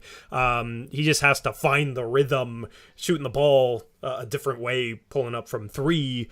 And I don't know. I'm not 100% confident in him being able to do that. A lot of his value comes in him being a pick and roll guy at a shooting guard position, being a really good pick and roll player, which the NBA is filled with pick and rolls. But if he's not super comfortable pulling up from three off the dribble and he's a guy that you can maybe go under, then all of a sudden that value is mitigated a bit. Yeah, I don't know. I think he'll be fine shooting the ball. His form's good.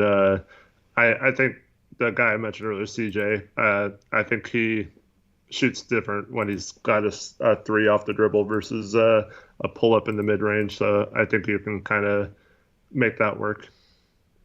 Yeah. And good night, Caleb. Have a good night. Yep. Ty Washington, I'm just far more confident being a guy that can shoot off the dribble, shoot from three. I have more confidence in his floater game. Defensively, I think they're kind of comparable. Ty Washington had some good moments. I don't know. If you just look at Ty Washington before his injury, he was shooting 40% from three. And then after his injury, he was shooting a far worse percentage. So how much of that was the injury? How much of that was maybe just a hot streak to start the season? I don't know. But, I mean, if you just look at Ty Washington before injury compared to Malachi Branham... Do you have those splits? Because I don't... I read them somewhere. On Sports Reference, in November, Ty Washington shot 40% from 3, 10 for 25. In December, he shot 9 for 21 from 3, 43%. He only played 6 games in November. Or, no, only played 6 games in December. So maybe, I don't remember exactly when he got injured. It was December, January. Do you remember? He didn't play many games in any month, looks like. Yeah, January played 7, February played 6. They only played 2 a week in college, so it's that's 8 games, so it's not really, Actually, I can look at his game log. But, I mean, we're talking 25 attempts, 21 attempts. It's tough when it's that low of a sample size. Yeah, the problem is he tried to play on that injury, so it's kind of hard to tell. Yeah, so that's the thing, though, is it's not a big enough sample size to put stock in his, and say, oh, well, he was shooting worse because of the injury, but he also could have been shooting worse because of the injury. So that's kind of what's hard to judge with a Ty Washington. I just think his creation ability, I put a little bit more stock in. I think he's a better ball handler and a little bit shiftier, a little bit more creative with the ball in his hands. I would take Branham, though. I think he's a safer pick. I just think Ty Washington has a little bit more upside. So that's my opinion. 67% picked Branham, by the way, in the player poll. What's up? Hey, Dro, DM me on Twitter and let me know if I can say that, if I can spread that rumor on the show or not. Oh God, why is he? Wait, you're going to spread a fake rumor from? No, it's not a fake rumor. I don't want to say it if he doesn't want me to say it. Dro doesn't have sources, man. No, it's not. This isn't a source thing. It's about a specific player that he knows. Yeah. Huh. Okay. Weird. We'll see, I guess. Anyway, any other intel before we go to comparison number 4? No, let's go. Okay, so comparison number 4, Blake Wesley versus Bryce McGowens. Eric, your thoughts? I think McGowens possibly could be, or right now is a little bit better just overall offensively but like just in terms of scoring and things like that, creating a shot. But I think everything else Blake Wesley hasn't beat, and it's not close. Yep, absolutely agree. I mean, I had watched a little bit about McGowan's, but he played for Nebraska. I didn't watch many games. I watched film on him last night. I mean, some of the defensive film is really, really bad. Like, people knock AJ Griffin defensively on the perimeter and say, "Oh, you might be the worst defensive player in the draft," which I don't agree with. But I mean, Bryce McGowan's had some terrible, terrible defensive film that I saw. Doesn't like he has the physical tools. It seems like to be a solid defender. He was rough defensively. Passing wise, I mean, he wasn't somebody that to create for teammates. Now, he didn't play on the best Nebraska team, so how much of that was him not trusting his teammates, I don't know. But Blake Wesley is a better passer, a little better, no more rounded pick and roll player. And then I think I have much more confidence in Blake Wesley as a defensive player. McGowan ceiling wise has a higher ceiling. Like, ceiling-wise, he's one of those guys later in the draft that has a star-level ceiling because he can get to the line, he's creative, he finishes well through contact, he can hit some shots off the dribble. The problem is he wasn't efficient on them. Like, you're talking about a guy who could become an all-star simply because of some of the things that he can do with the ball in his hands, but I mean, I could also see him being a guy in the NBA who's not efficient enough, ends up just being a guy who chucks up some bad shots and is a black hole with tunnel vision and who's terrible defensively. So I think floor-wise, he has a very, very low floor. I would take Blake Wesley over him just because I think Blake Wesley has some sneaky upside, not as much as McGowan's. I think McGowan's is a much better finisher, gets the line more, that sort of thing, a little bit more creative with the ball, but everything else, as you said, I take Blake Wesley over McGowan's. Yeah, to me, the only real concern I have about Blake Wesley is, well, it's twofold. One is the shooting, and two, man, I watched some Notre Dame games just to watch him, and like, I'm watching specifically just to watch him, and I still feel like he disappeared from me. Like, you know what I mean? Like, and it's like, wait, was he in the game this whole time? Like he just had some moments where he just did nothing on the court, and that's somewhat concerning. But you know, I think they're both freshmen, right? So, I mean, there's plenty of time to improve that. But yeah, I just feel like, because you can probably rely on him defensively, I think I could see a situation where people are questioning why Blake Wesley went in the 20s or something, whereas McGowan's could have like a Jordan Clarkson type run where he's a good scorer off the bench in a second unit. But I don't think people are going to be like, oh man, this guy should have been a lottery pick or something. You know? Yeah. What's funny is their efficiency numbers are almost identical. Bryce McGowan's 40% from the field, 27% from 3, 48% from 2. Blake Wesley was 40% from the field, 30% from 3, 47% from 2. McGowan's was a better free throw shooter, but I mean, shot 27% from 3. You know, like, that's the thing is neither of them were efficient. That's why I thought these would be two good guys to compare as wings with some offensive upside. You know, I like Blake Wesley's pull-up jumper. I just think Blake Wesley has a better off-ball fit than Bryce McGowan's. Like, Bryce McGowan's either going to be really good because he's going to be an electric scorer, or he's going to be really bad because he's going to be a guy who thinks he's an electric scorer and he's not. Yeah. You know what I mean? So, you know, like Kyle Kuzma factor. Which Kyle Kuzma had a good season this past year, but, I mean, and Kyle Kuzma's better than I really expect McGowan's to be, but, you know, you just have these guys in the league that just aren't efficient enough to justify what they do offensively. Like Eric also mentions, you do have to give McGowan's a little bit of slack of maybe not having the best team. Nebraska has not been known for their basketball talent. Yeah. Well, they haven't been known for football for a long time either. Sorry, Gary. I know you're watching right now. But I mean, Blake Wesley had a little better team to where he didn't have to shoulder so much of the load. But yeah, it's I still think I'd like to see more out of both of these guys before declaring that either of them are special or anything. Like, these are two guys that if they went back for their sophomore year, could have taken that sophomore leap and been lottery picks. Yeah, for sure. But, I mean, here's the thing. If you just watch highlights, you're going to think Bryce McGowan's a better player. Absolutely. You're going to think Bryce... Because that's the thing with players like a Bryce McGowan's. They'll do some things with the basketball that look insanely good. So their highlight reel is going to look insanely good. But, I mean, you got to look at more than just the highlight reel. Wesley has more depth to his game. A much higher floor, in my opinion. Projects much better defensively. And can also do some things with the ball. So, yeah, that's the thing is like a Jordan Clarkson. Jordan Clarkson's highlight tape is going to look insanely good too. Like, there's just guys who can do some really gifted things with the ball, but they just don't do it regularly enough to be, they'll shoot you out of games as much as they keep you in them with their shooting.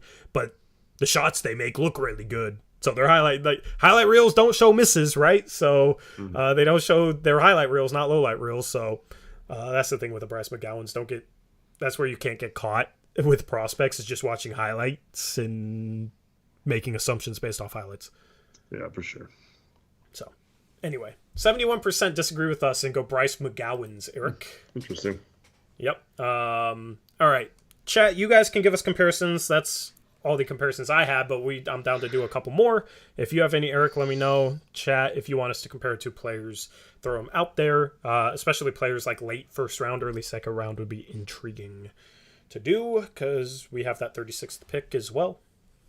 Rip City 208 with a $5 donation says, great in-depth discussion on prospects. I will be using some of your insight in my fantasy rookie draft starting next month.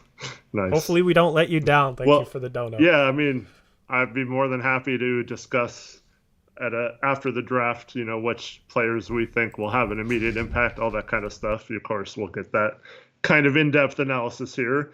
But, yeah, a lot of these guys, like obviously if Blake Wesley or Bryce McGowan's goes to like the Nets or something, they're not going to play that much. You got to kind of watch, even though we might be higher on a player. The best example for that to me is Tori and I were both super high on Mo Bamba, and he got drafted to the Magic behind Vucevic and really never had a path until recently for getting playing time. And so he didn't really even have a shot of supplanting Vucevic, who was an all-star at one point, I believe, with the Magic. And its situation matters a lot for some of these guys. Yep.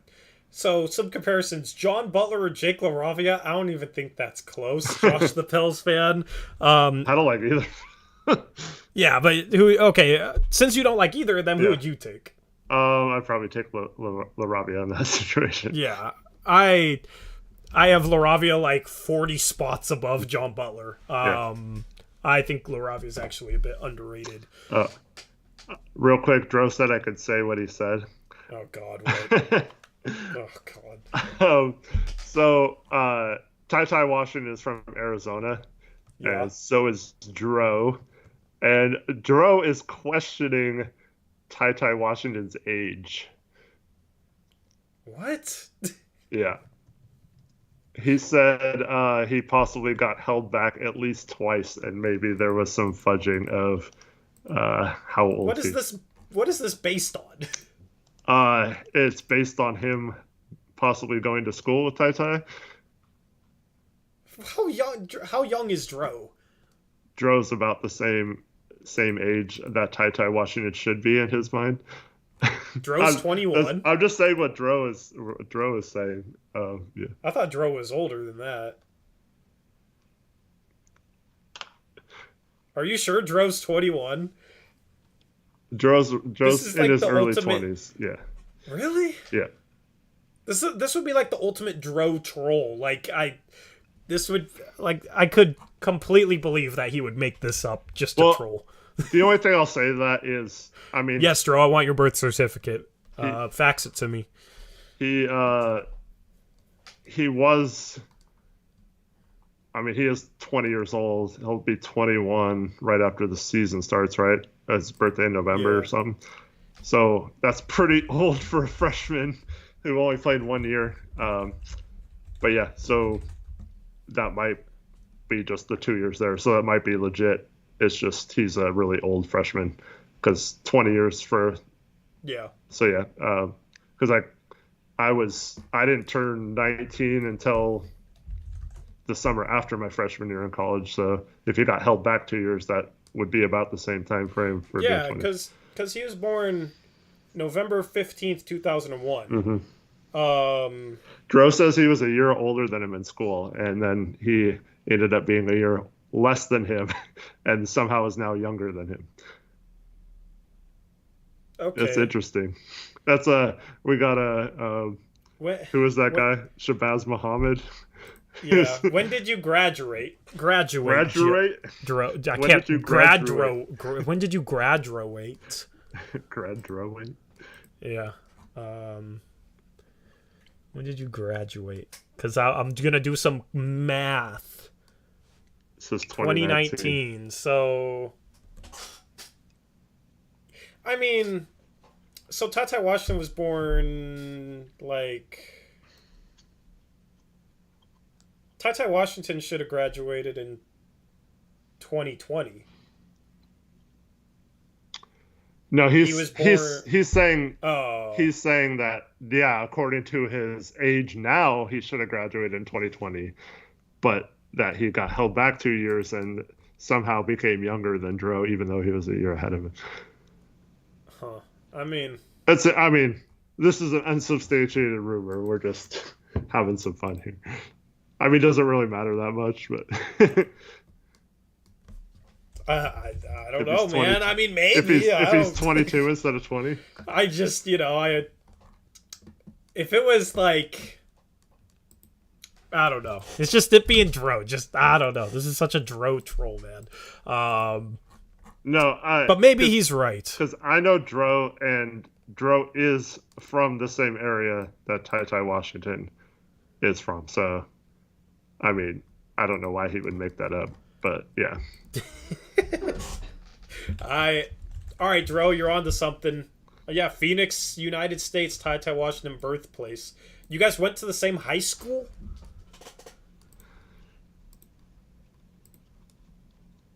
South Phoenix. What high school did he go to?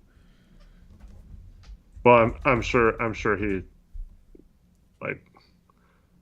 probably got recruited to a different high school or something, so went to a rival high school. Huh. Interesting. I don't know. I mean, I'm not gonna knock TyTy Washington for that because I don't know, but we have a good comparison here. Which one do you want to compare? Which one do you think is closer, Jang versus Jovic or Jang versus Sohan? I mean, they're both pretty good, but I think Jang versus. Go ahead. I was going to say Jovic. I don't know what you were going to say, but yeah, I was going to say Jovic too. But let me just answer Max, the Lakers fan's question. What do you think of Jeremy Sohan at 7? I don't like him at 7. I just think that's a little too high. However, if we did trade down to like 12, I would hope that would be our pick there. Yeah, 12 is fine. 7's a little too high. I agree. We seem to agree on Sohan. And then you compare him to Dyson Daniels, and then we disagree. All right, let me put Ousmane Dieng up here. Just dropped a draft profile on Ousmane Dieng, by the way. And I'm dropping a mailbag after this. Go to the main channel community tab if you want to ask a mailbag question. The mailbag video will drop after this stream is done. They're both wearing pink jerseys, so this was the right choice, Eric, for a comparison. We got some pink on the screen. Anyway, all right. So who do you like better as a prospect? Man, this one's tough.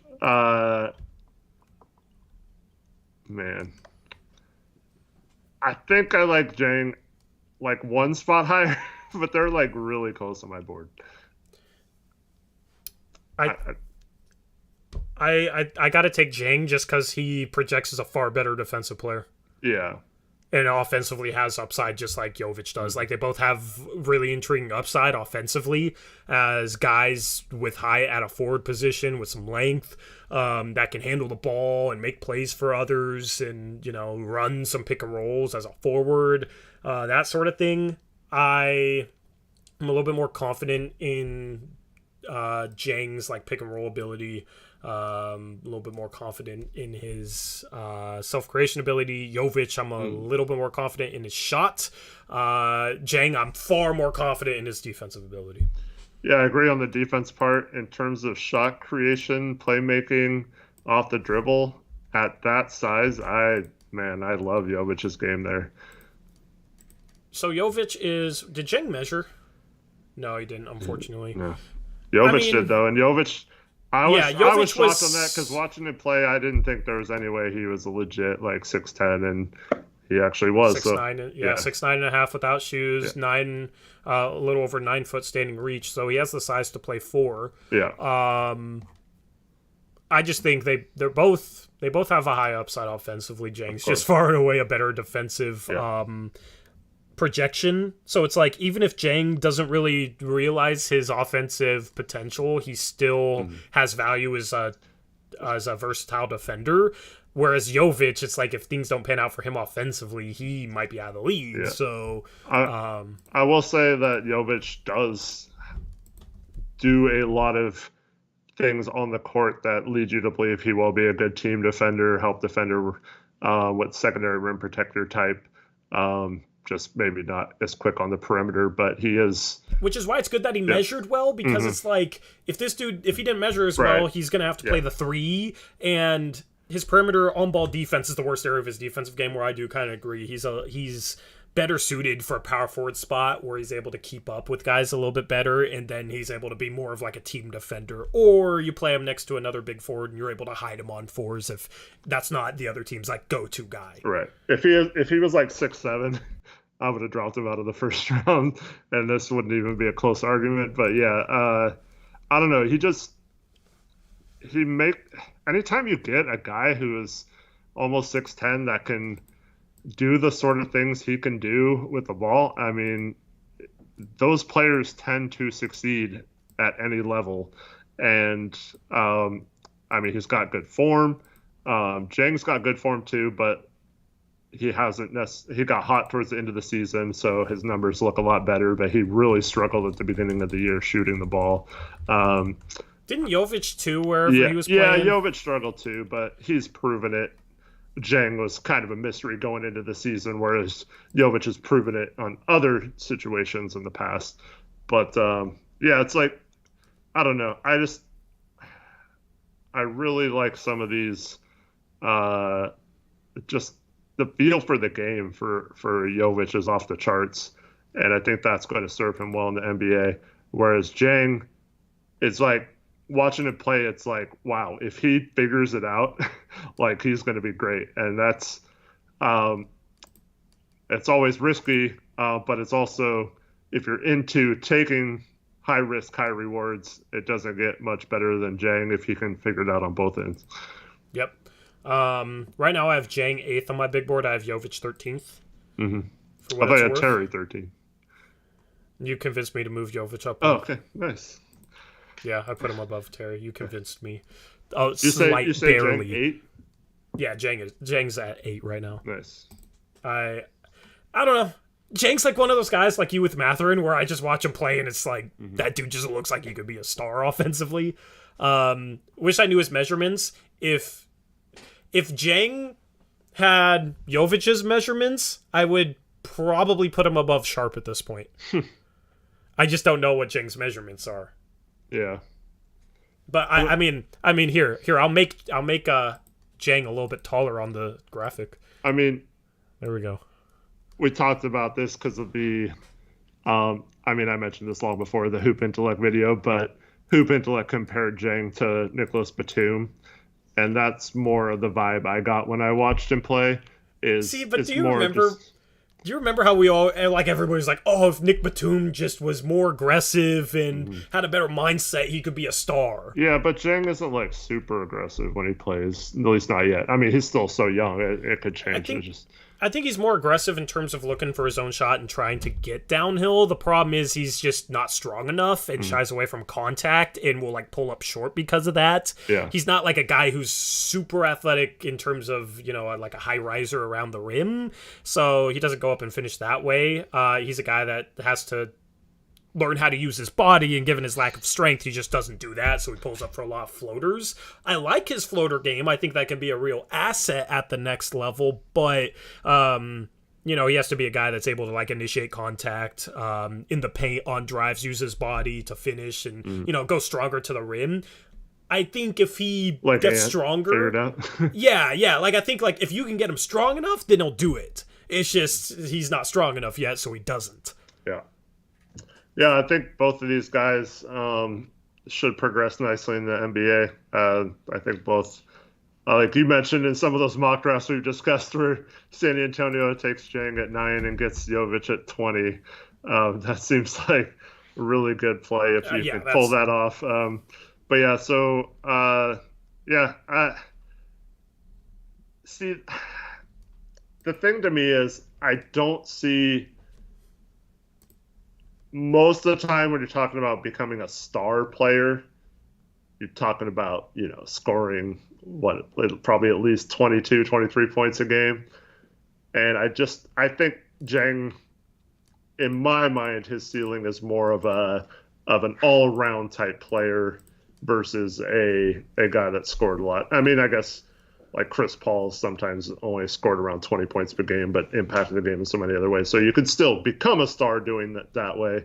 But like, I don't know. I just don't see, like when you're comparing him as a star, like Mathurin, I could see becoming a super scorer in the NBA. Whereas I don't know if Jang has the mindset to like completely take over games like that and do that. But I mean,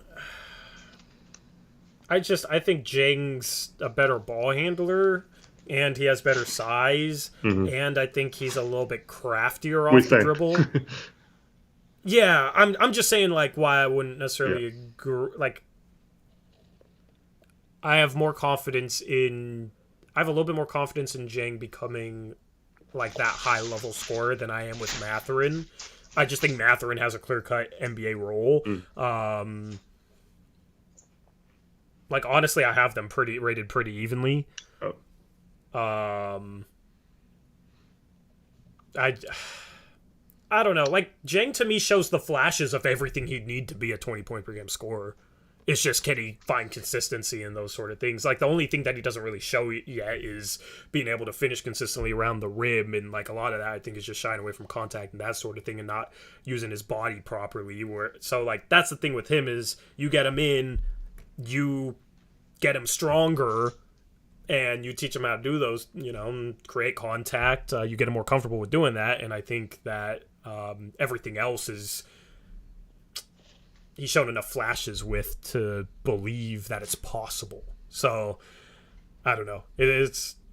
I'm not doing the best job of explaining this, but I've seen enough where I have hope that he can become a 20-point per game scorer. I wouldn't put his ceiling below that. Fair enough. AJ Griffin or Dyson Daniels is a good one. I think. A good one for you. Like me, I'm Dyson Daniels all the way, but for you, who do you like more and why? They're two like completely different players. Right. I still have Griffin slightly higher than Daniels. Just once again proven shooting, which I think will translate versus projecting shooting.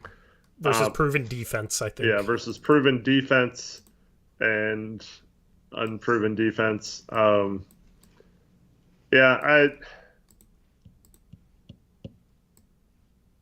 I mean, if AJ Griffin never really regains athleticism or recovers to the point where he was prior to injuries, then I could definitely see Daniels being better. But I'm going to take, I tend to lead towards the people who've already proven themselves as shooters.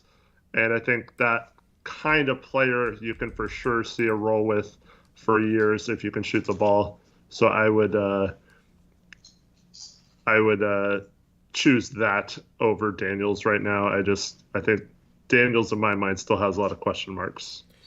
I think Daniels is better than Griffin at every area other than shooting. I think Griffin is very underrated with shot creation. He didn't really get a chance to do that much at Duke. I think that's part of his game that he's going to show at the next level. I just think he's more undersized than Dyson Daniels. Oh, yeah. And Dyson Daniels, I think, has a much better feel for that. I mean, obviously, if we're talking about for the Blazers, obviously shooting is nice, but we do need defense, so Daniels is a better fit for the Blazers. But I'm just trying to talk about the prospects like overall. So, on most teams, they wouldn't necessarily have to have a bigger player just because they need him to play a certain position. I just know, like, Dyson Daniels has to add some strength, but in terms of, like, measurements, I know that he has the size to play the 3. I'm not as confident with AJ Griffin, low shoulders, like, looks 6'4". We know he has a 7-foot plus wingspan because we saw a picture. Thank you, Blazers, for leaking that. I mean, you can see on the graphic how low his shoulders are, man. I don't know. Like, stating reach-wise, I am disappointed that he didn't measure. I know Dyson Daniels has the size to play the 3. Defensively, I think Dyson Daniels far better prospect. Creation-wise, I think Dyson Daniels has a better feel, a little bit craftier off the dribble. And then Dyson Daniels is a much better passer. I think AJ Griffin has some sneaky upside in that regard, but I mean, we've seen it at a high level consistently. Like, I think Dyson Daniels is a proven guy that can make plays for others. And then, I mean, the advantage for Griffin is his shooting.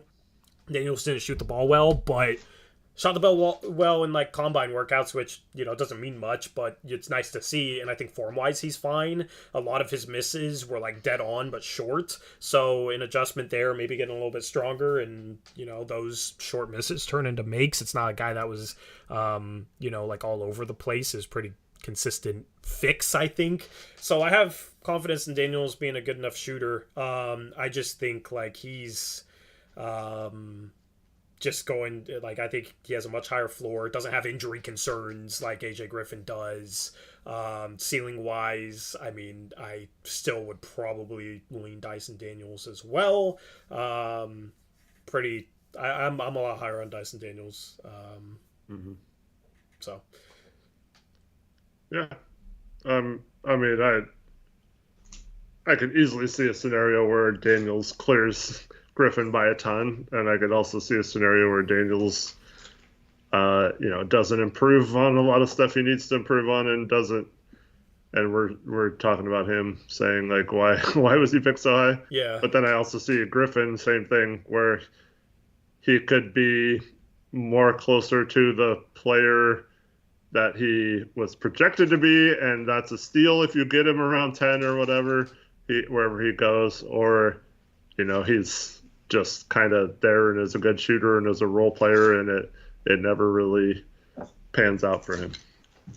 Yeah, I think it's like, this was interesting to do because I think it, shows the differences in kind of what me and you look for value in prospects. Which, that's the thing, is everybody that, you know, dives deep on prospects in trying to scout guys like this will generally have certain traits that they value more, and certain ways that they project guys.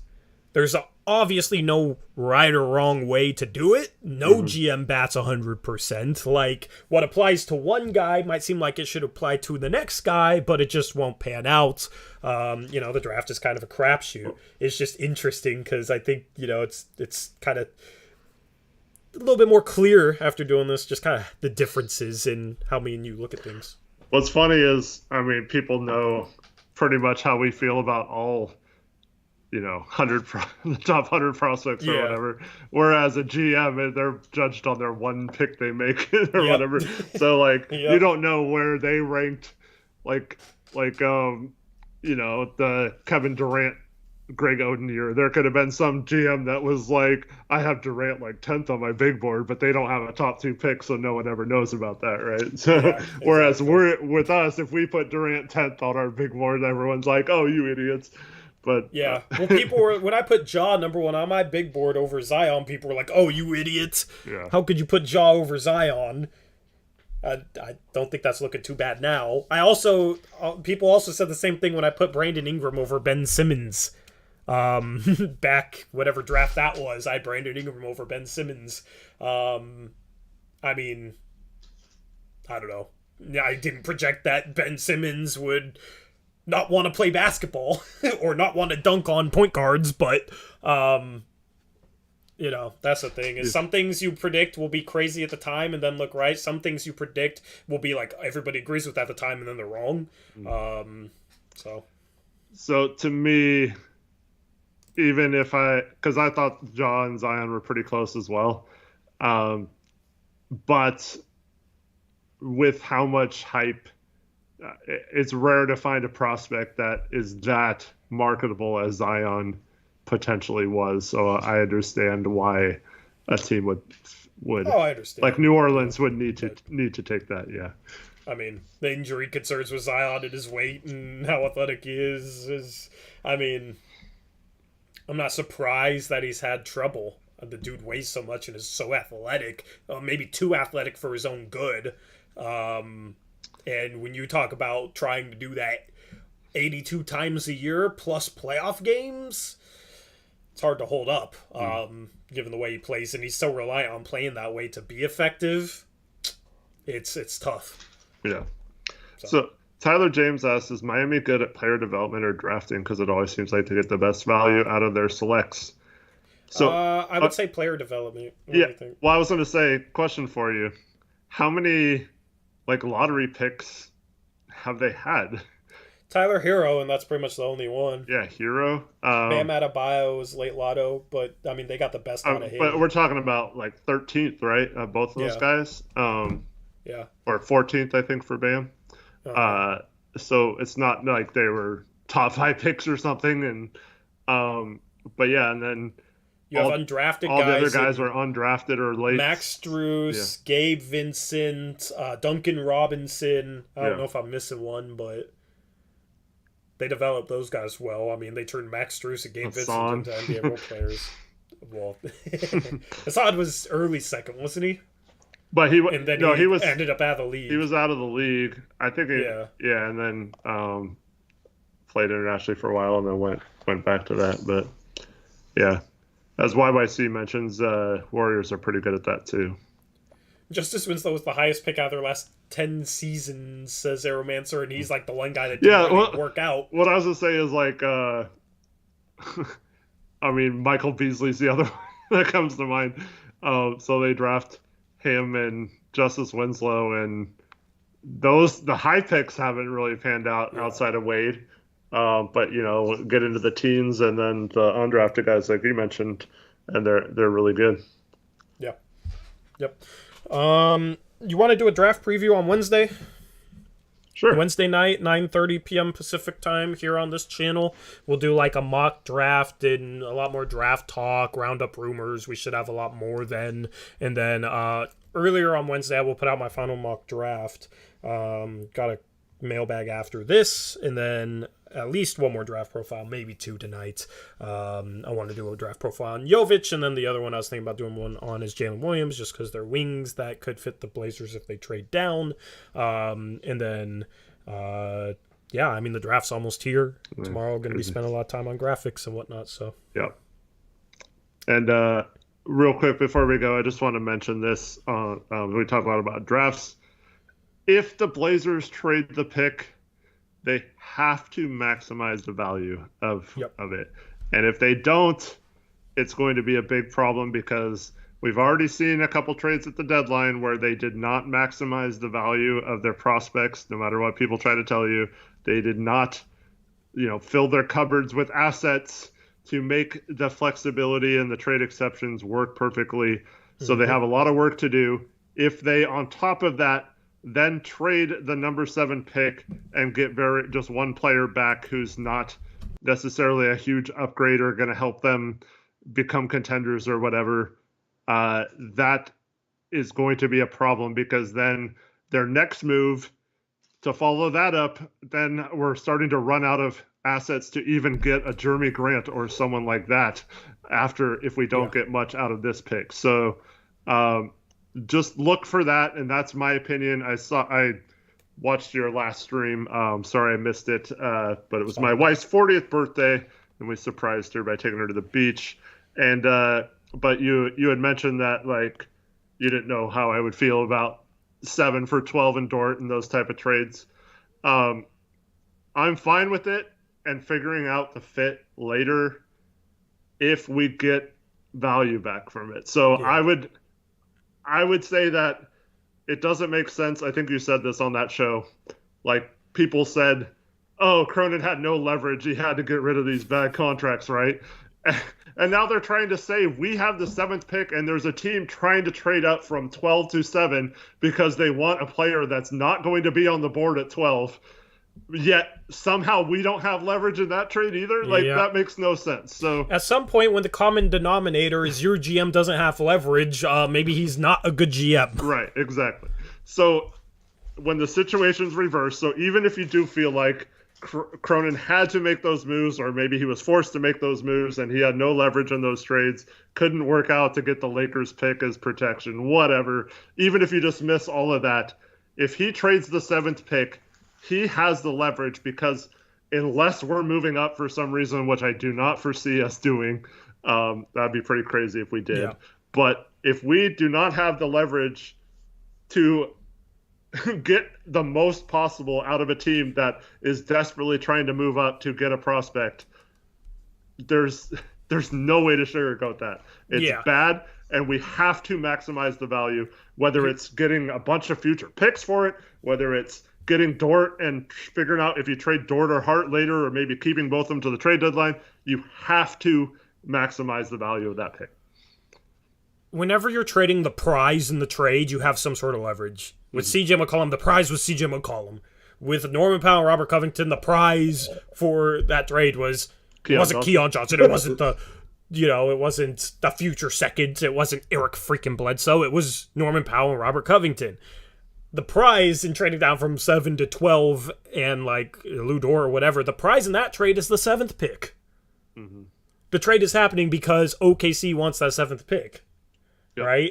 So the New Orleans trade happened because, we need to trade CJ, but New Orleans wanted CJ. So that's the thing. Whenever you're trading the prize, you have some sort of leverage. So if Cronin had no leverage at the trade deadline, and then he has no leverage now, at one point, is he gonna have some freaking leverage? Or is he just destined to never have leverage because it's all Shea's fault?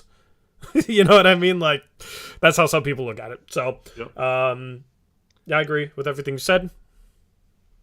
Nothing else to add. So, that'll be my thing. I put today I'd be disappointed if we trade the pick and Mather's on the board. Yeah. But if we trade the pick, it's probably because we've already agreed to a trade, so it probably doesn't really matter unless a certain player isn't on the board. So it probably doesn't matter as much to us who's on the board as to the team trying to trade up if the certain player they're targeting is still on the board. And if someone above us makes a surprise pick, I don't necessarily know who that would be, but let's just say, Ivy's not following, so that's probably too much, but, Keegan Murray or someone like that, and there's a team that, you might not understand why, but there's probably going to be a team that is in love with Keegan Murray. It's like, oh my goodness, we could trade up to 7 and get him. That kind of thing, you have to maximize that. And so I'm just looking for, if we just trade 7 for 12 and Dort, it's a fairly even trade in terms of that, but why not? They have so many assets. Why not try to get one more first or something out of that, even if it's just like a Denver first next year, which is going to be in the 20s. Then you have 2 firsts to go after someone else with your trade exception or whatever, and it makes it so much easier to make your next move.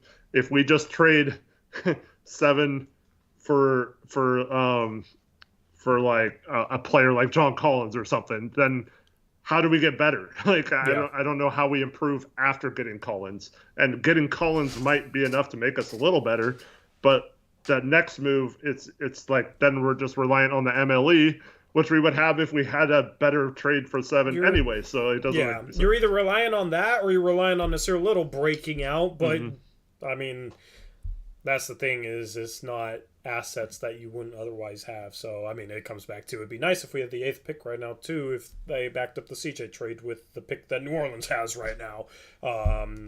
When they were willing to give the 8th pick in the first place, which was their own. That's, what it all comes back to for me. We've talked about it a million times. I'm not going to rant about it again. But, it made things a lot easier to make a John Collins trade, and then you had another really good asset to add the point of attack defender you needed or whatever. Like, that's the thing is every trade package we're talking about for 7, we could have a second opportunity at with 8.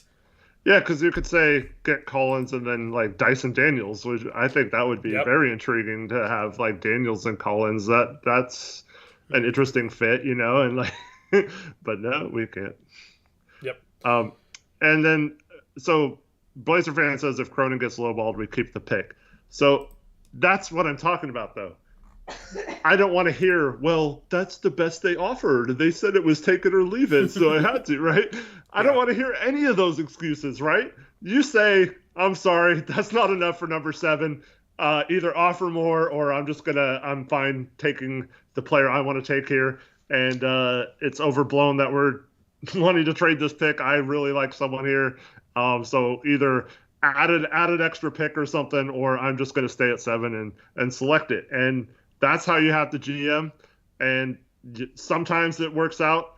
Sometimes they'll hang up the phone and be like, "Crap, we have to give him more, and we have to do this. Like, we really want Shaedon Sharpe at 7. He's still on the board." And sometimes they'll call you back. Sometimes you'll call their bluff, and they weren't bluffing, and you don't get more assets. But you know what? At least you didn't trade it for less than the value it was, and you have to do that as a GM. And I don't think that's happened so far. And I'll give Cronin his props if he maximizes that pick. I am not going to hold grudges, even though it will affect us for the rest of the time, just like Olshay's moves through his 10 years here affected other moves down the line. The moves from the trade deadline will always affect his future asset stockpile. So it's going to be difficult, but if he can somehow come out of it, I will give him credit. Yep. I mean, we're going to find out soon enough, man. Right. I mean, it's 8 minutes away our time from being the 21st. The draft's on the 23rd. That's crazy. We'll have special graphics and a live stream for that. So if you have any other Blazer fan friends that for whatever reason are not enlightened and don't watch us, tell them about our stream. Share the channel, because I think it's going to be a fun stream. You'll have our reactions live. Should be pretty entertaining. Fresh graphics, that sort of thing. We'll talk about every pick. Put ESPN on in the background and our stream on your laptop or something like that. That would be the way to go. We will unmute them announcing the pick. I'll have the stream on my phone or something, and me and Eric will sync up, and then I'll unmute my phone stream so you can hear it over the mic. The pick get announced, and then we'll talk about it and we'll break it down. Break down every trade. You guys know we're nerds with these draft prospects, so we'll break down their team fits and that sort of thing. And that'll be over on the main channel, Blazers Uprise. If you haven't found that channel, somehow only found our second channel, this is our second channel. Search Blazers Uprise on YouTube. Anyway, anything else, Eric? No, thank everyone for watching. Tori, real quick, rapid fire question. Yeah. Would you pay Miles Bridges the max? As Portland? Or Charlotte? Yes. Yeah. Yes. Yep. He's young and averaged 20 points per game last year. I think he can be okay defensively. I don't know much about him defensively, but I mean, he averaged 4 assists per game. Offensively, athletic. I mean, you don't lose that player. That's at this day and age, that's a max player. You assume he's going to get a little bit better. So I don't see how he's not in that range. Yeah, I think despite what the Hornets are saying, I think they would match a max for him. So the problem is, like we talked about with DeAndre Ayton, we'd have to renounce several free agents just to get enough cap space to sign him. Yeah, or we'd have to negotiate with him and then work out a sign and trade. Out a sign and trade, yeah. Which, I mean, I don't think that's realistic. We just don't have the assets for that. We can't trade 7 in a sign and trade unless it's like we drafted a player and they like that player. So I hate people that's like, oh yeah, let's just offer 7 in a sign and trade. We could draft Dyson Daniels and they might hate Dyson Daniels as a prospect. Like, I don't know. So, yeah, I mean, Miles Bridges would be interesting, but I don't think he's really realistic. But I'd rather give him a max than DeAndre Ayton. Yeah. Both are a little concerning, but yeah, I agree with that. I think we need.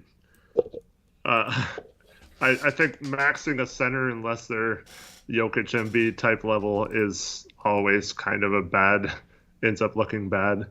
Look at like Steven Adams had a $27 million contract at one point. You have Vucevic, who's looking like not the greatest contract right now. So I don't like to pay centers that much money. That's just my and especially with that. The judgment to post the picture he posted on social media, whether you agree with him being able to do that freely, which is a completely different subject, but like just having the judgment to post that picture or not on is kind of questionable. So you wonder when he gets a huge max deal, sometimes you have to worry about players like that once they get a fat paycheck, if that's something that where they stop trying as hard. But Drummond and Whiteside are both great examples of that as well. Got max contracts and weren't really worth it by the end, and both got traded for basically nothing towards the end of their contracts. So yep. But anyways, thanks for everyone for watching. It's been a fun show, and appreciate all of your input in chat. Yep, live again right here on Wednesday with a draft preview the night before the draft. Will go live right here on the second channel. Just a special edition episode of Blazers Uprise Live, then draft stream on Thursday. Videos in between then on the main channel. Leave a like on this stream. It helps us out. Subscribe to this channel if you haven't already. And we're out of here. Until next time, as always, peace out. Go Blazers!